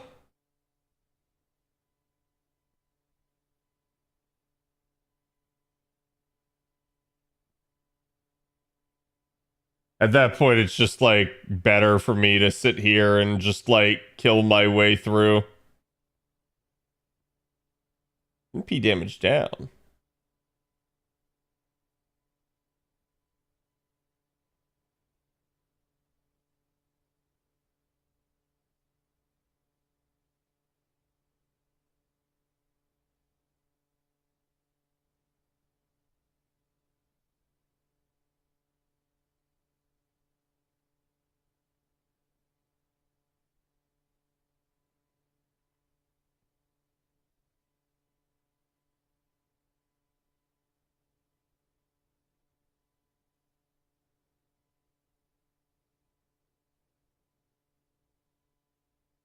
Yeah, what if he's the quick savior? That'd be freaking hilarious. I mean, like, at this point, I'll be honest with Tiamat, I feel like all you're really missing is sustain support. And I think Quick's in a much better spot. Maybe low star units, but I really don't think you need too much.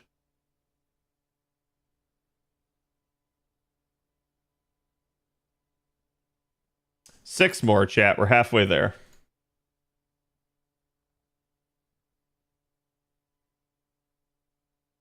I'm joining Buster Sun, Kano-san as arts. Like I said, I could see Solomon being arts. I don't think that's like crazy.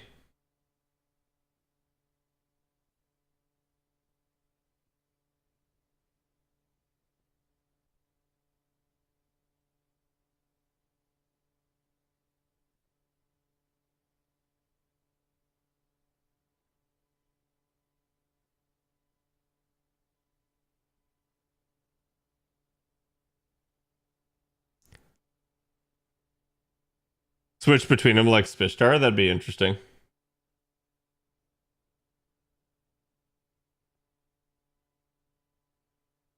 That being said, I'm still largely against the idea of gameplay based ascensions. I do not like them. I feel like the game should not have them. Because ascensions to me should be different forms of the unit for aesthetic purposes. I think tethering traits and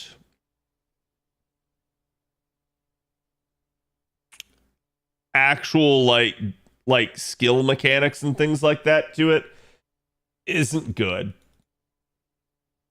Like, for instance, if we use Melisson as an example, that basically means that you have to always start Melisson out in a specific form. So if you're somebody that like prefers one form over the other, you just might not get to see the form you like. And I think that's dumb. Like, I think they should give you a way to still achieve the same result while freeing up the choice, right? That you could have the unit look how you want them to.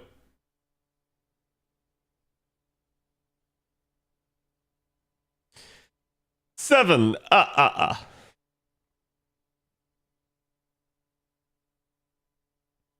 Two scatters, I mean. I guess you could argue that, right? But the idea of a savior of Quick is that Quick needs to be saved. Which,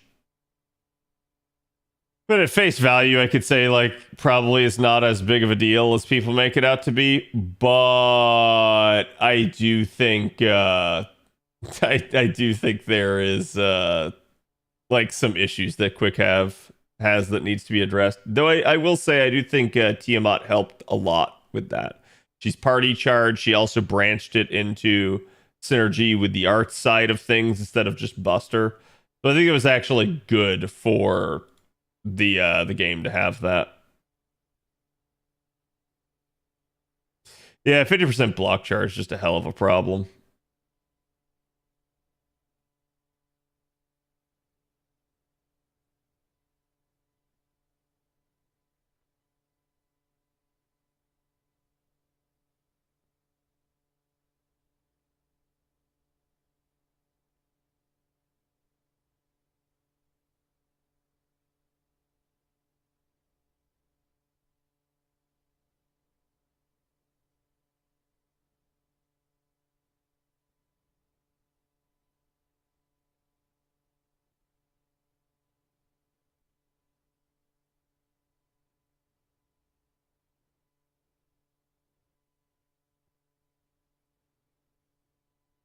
If Triple Scotty can't get a quick DPS to work, I think that's more on the DPS.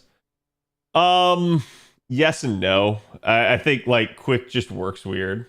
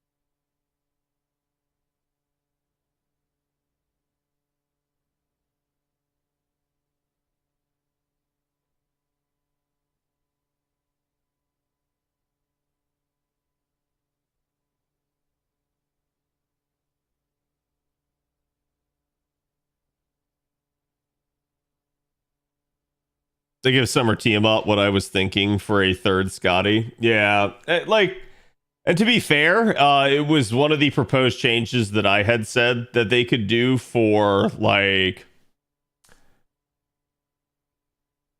basically for like OG Scotty. If they gave OG Scotty like 30% party charge and like switched that from the targetable 50% and like made it like where it's like, oh, the target instead is the unit that gets like 20% more, I think that would have been fine.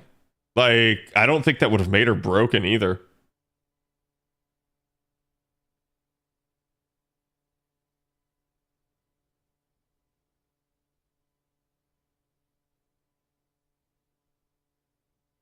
I think Buster shouldn't have gotten so many star bombs. Yeah, I mean that's their mistake. Like, that is not anything that you guys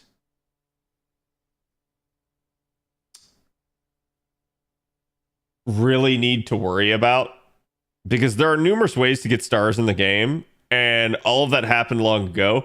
I do agree that it was a mistake, but I'm also going to say at this point, it's just like par for the course.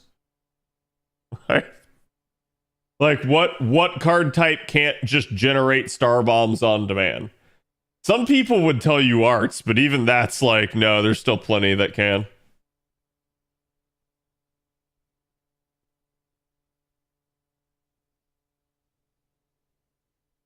And because there's so many different ways, it's like kind of like how we were talking about before of like, well, what if we had like a taunt mystic code and someone's like, I don't know, that might be too strong. And it's like, is it really though? Because it doesn't matter. Like, you already have the capability of getting as many taunts as you need into the party. So if anything, all it's doing is like freeing up which units you have to use to do so.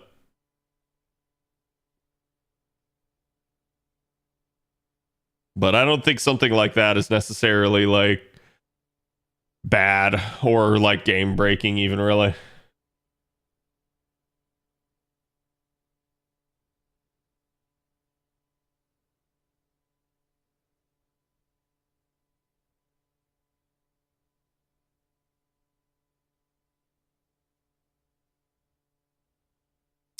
I think with Quit they should make it that quick units get more buffs with the more stars they obtain.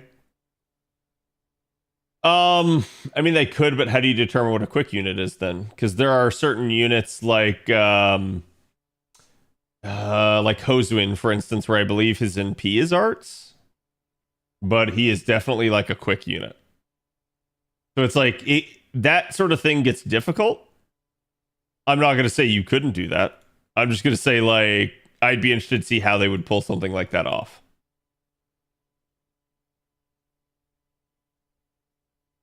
Oh, okay. Thank God. I was like, did I miscalculate and I didn't have enough charge?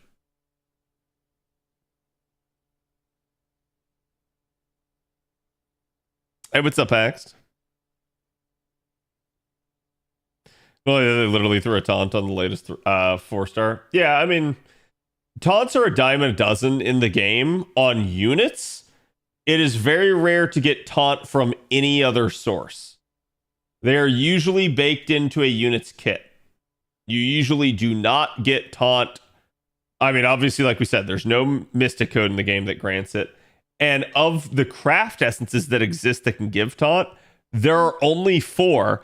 And 3 of the 4 happened in the first 6 months of the game. The 4th one happened at like the second Chaldea Boys. So a little bit over 1 year. And we have not seen another taunt C ever since. So it's like, if you do not get lucky and roll at like the right time for a taunt C, you're just not getting a taunt C. It's not like you're going to stumble across one or the game is going to give you one on accident or anything like that. Wait, Waver actually killed that? And then Oberon... Waver had like a 10% crit and he killed and crit. And Oberon had a 60% and failed. Oh, what is FGO sometimes, man?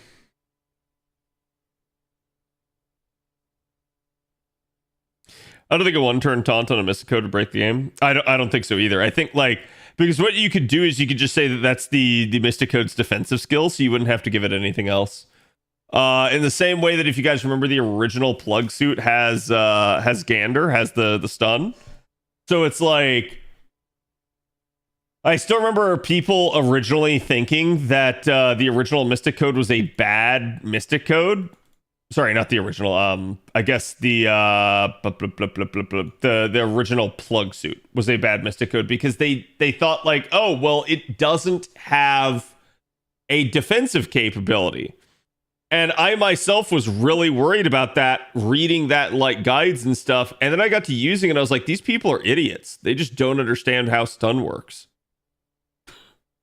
Like, I mean, yeah, it's like, it's better to have something to be able to just like tank an NP, but stun can also be used to enable defensive capabilities.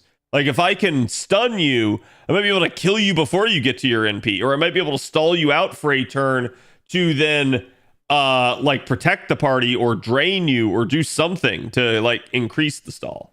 So a lot of people, I feel like early on didn't get it.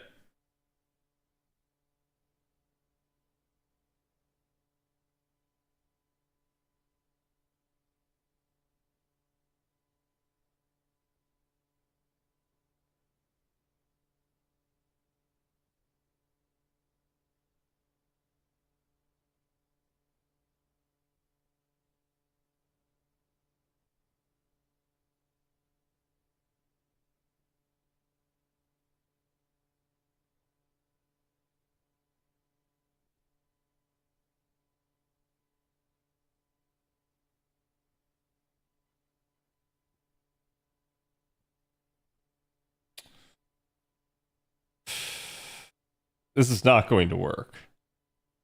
Surely this is not going to work.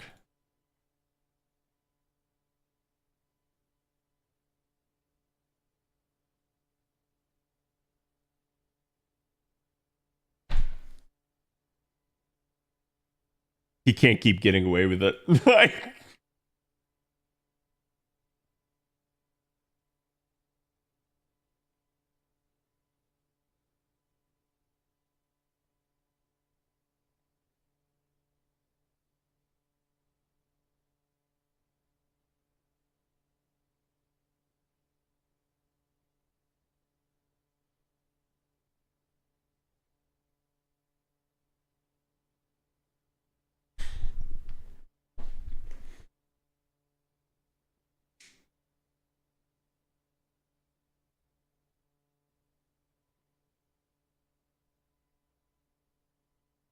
I need one more, I think.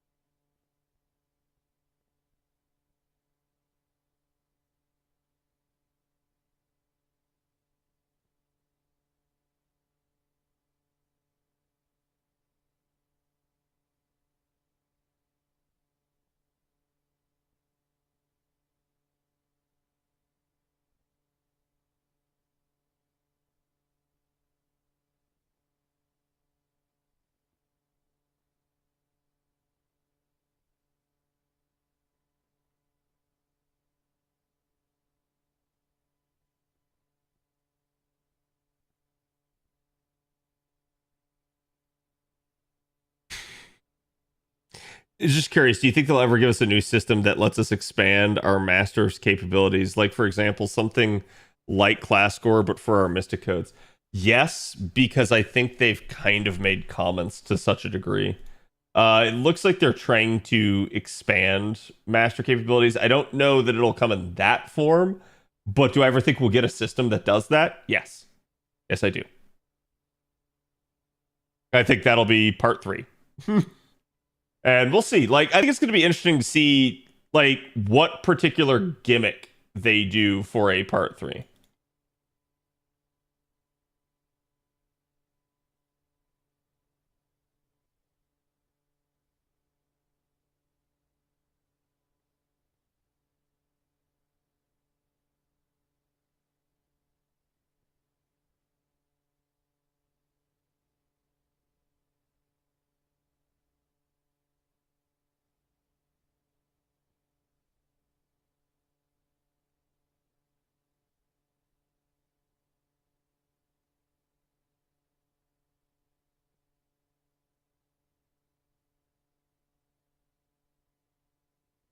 Hold on, chat.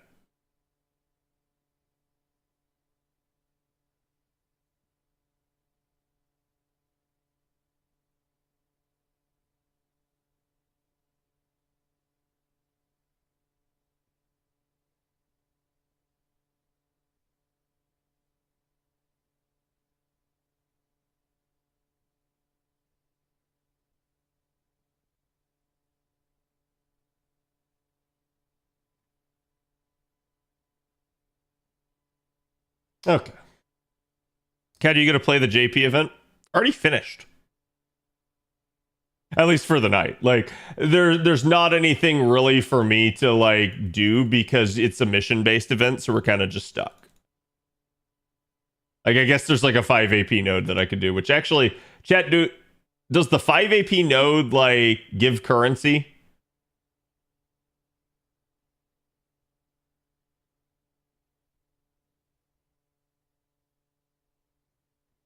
Or is it just like a one-off completion for mission purposes?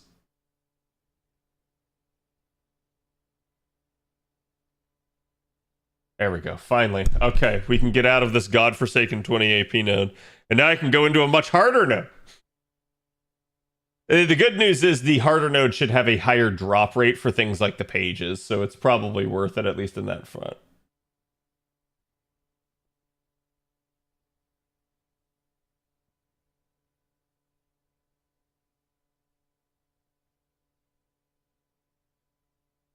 Okay, so we should be able to take this at least through the next skill, so she'll get to 4. But then I'm going to get stuck on pages again. So I need 5, 10... I need 25 pages. Oh, God, they're such dicks for making Castoria also take pages. Like, the initial round of support casters just desperately needed pages. So it's kind of a pain in the butt that they continued that.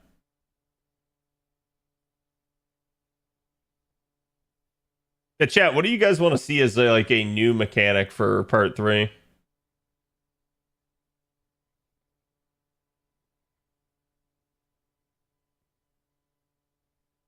Wait, no, I was in the right area. Okay. Brain reset. Yeah, see, he still has pages. There's other things like hearts. But we're actually after, and I could get blue gems, but I think the rate there is kind of ass.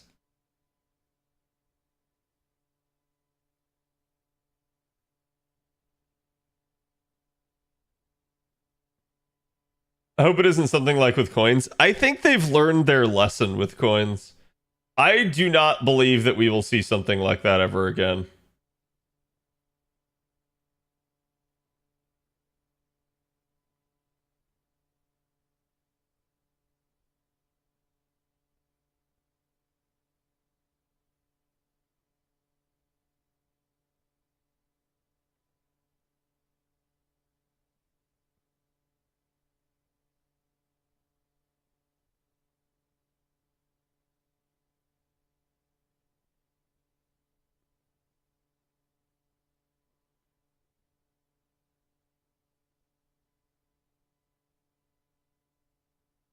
I could do Morgan in here, but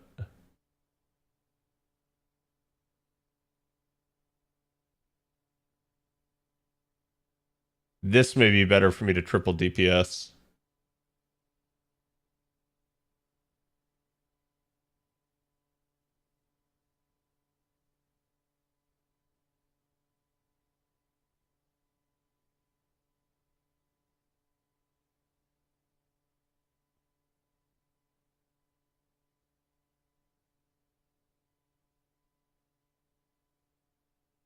$50, $50. Is this also $50? Nope.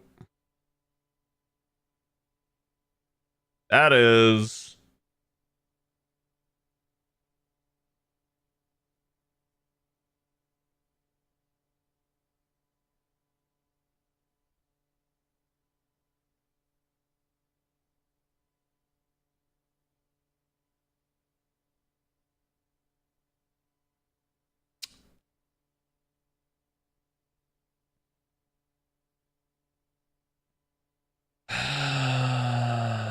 Let's go with OG.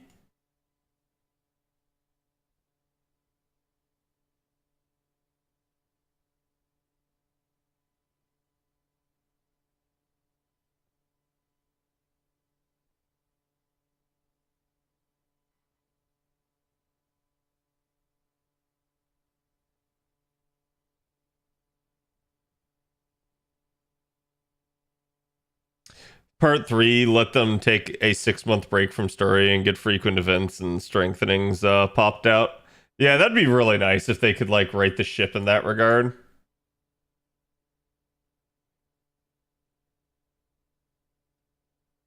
Oh wow, we actually carded through this. I did not think I would.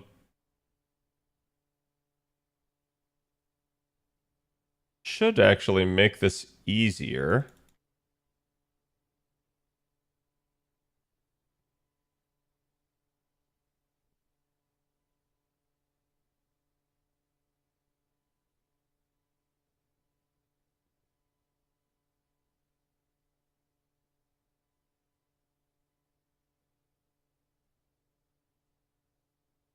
I don't know that that's going to work.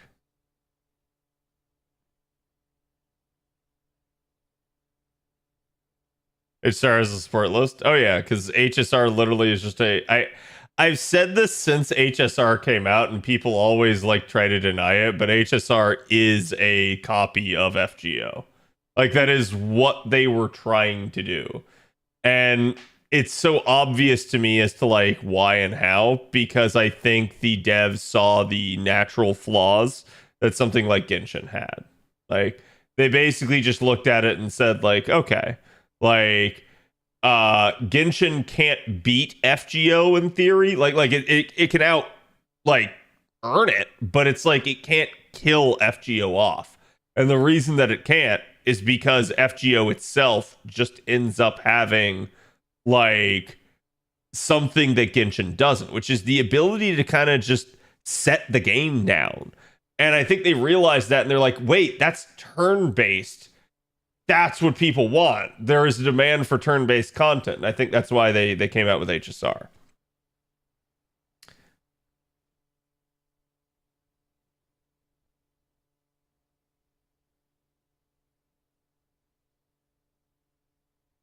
One change I'd like is for the old defense Cs to have their own currency instead of mana prisms. Yeah, that someone was bringing that up earlier. I think it was Field, and it's not a bad point. Like, I think mana prisms is such a like difficult resource at this point in time. Mention new FGO2, but in HSR style. I mean, I've seen plenty of people say that they want that. Yes. I think like I don't really care how they do it, but all I can say is that they better not, if they're gonna do 3D, like do what they did for arcade, because some of the arcade sprites look really nice. Some of them though look really ass, and I hope they learned a lot from that. I hope it helps them, but I hope they do not do that if they're gonna do like a different FGO game.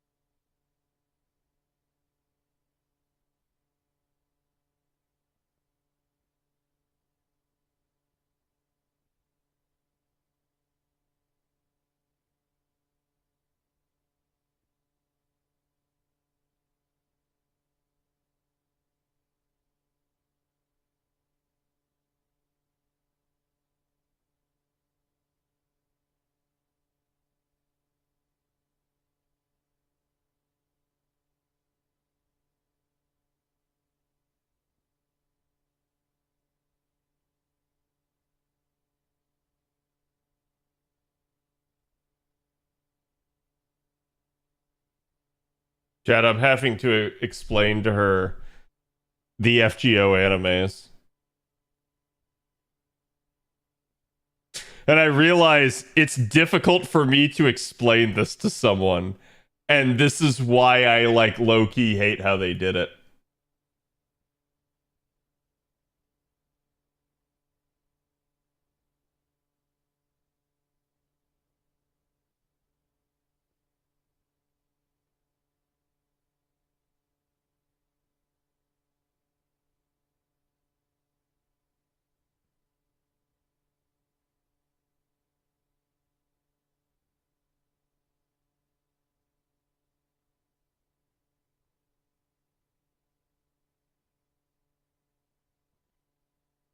Come on, man. That's like, dude, come on, guys.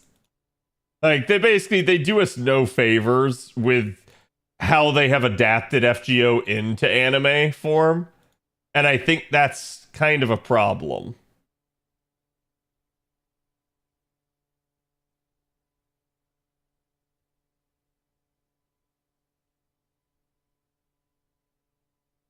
Now, let's do it like that. That'll at least get Kentoki to his NP. Kentoki's quick card is so nice. Was it Tower of Fantasy that had the Sankort's currency copy? I think it was. I just left the Tower of Fantasy subreddit finally after like, God, what, like a year or two of that game being out? And I only played it for like the first month of its release.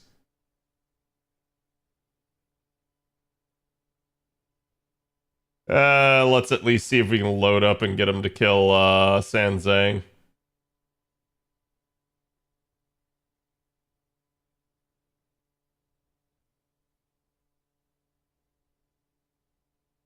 Return to the main interludes and all the old events in a state where we can play through them again.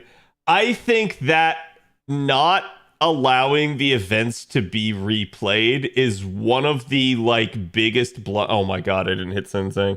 It's one of the biggest blunders that FGO has made. Because I feel like that has created so much like compounding problems with like the reruns and stuff. And I think if they just did it from the get-go, the game would have been in a better state for it. But then we probably wouldn't have reruns, so it is what it is.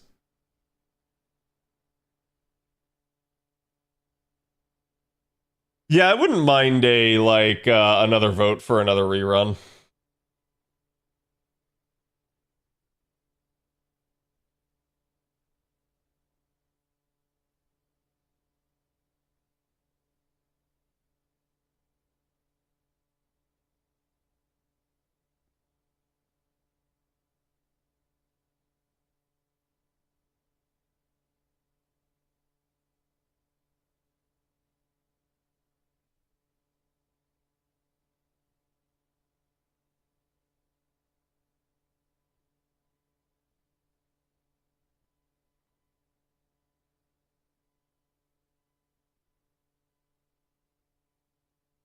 One of you guys song request this? No, this is just random. Okay. It's basically intro and Fuyuki. Yeah. It's like, I really wish they had adapted more of part one. But then also at the same time, to me, it's kind of weird they haven't adapted part two at all. Because I feel like the stories in part two are even more epic.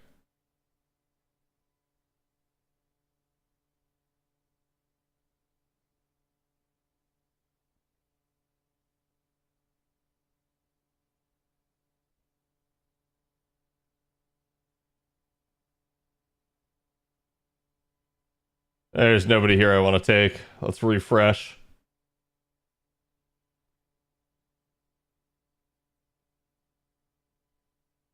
That'll at least work. All right, chat. That's going to be it for me. I'll see you all's on.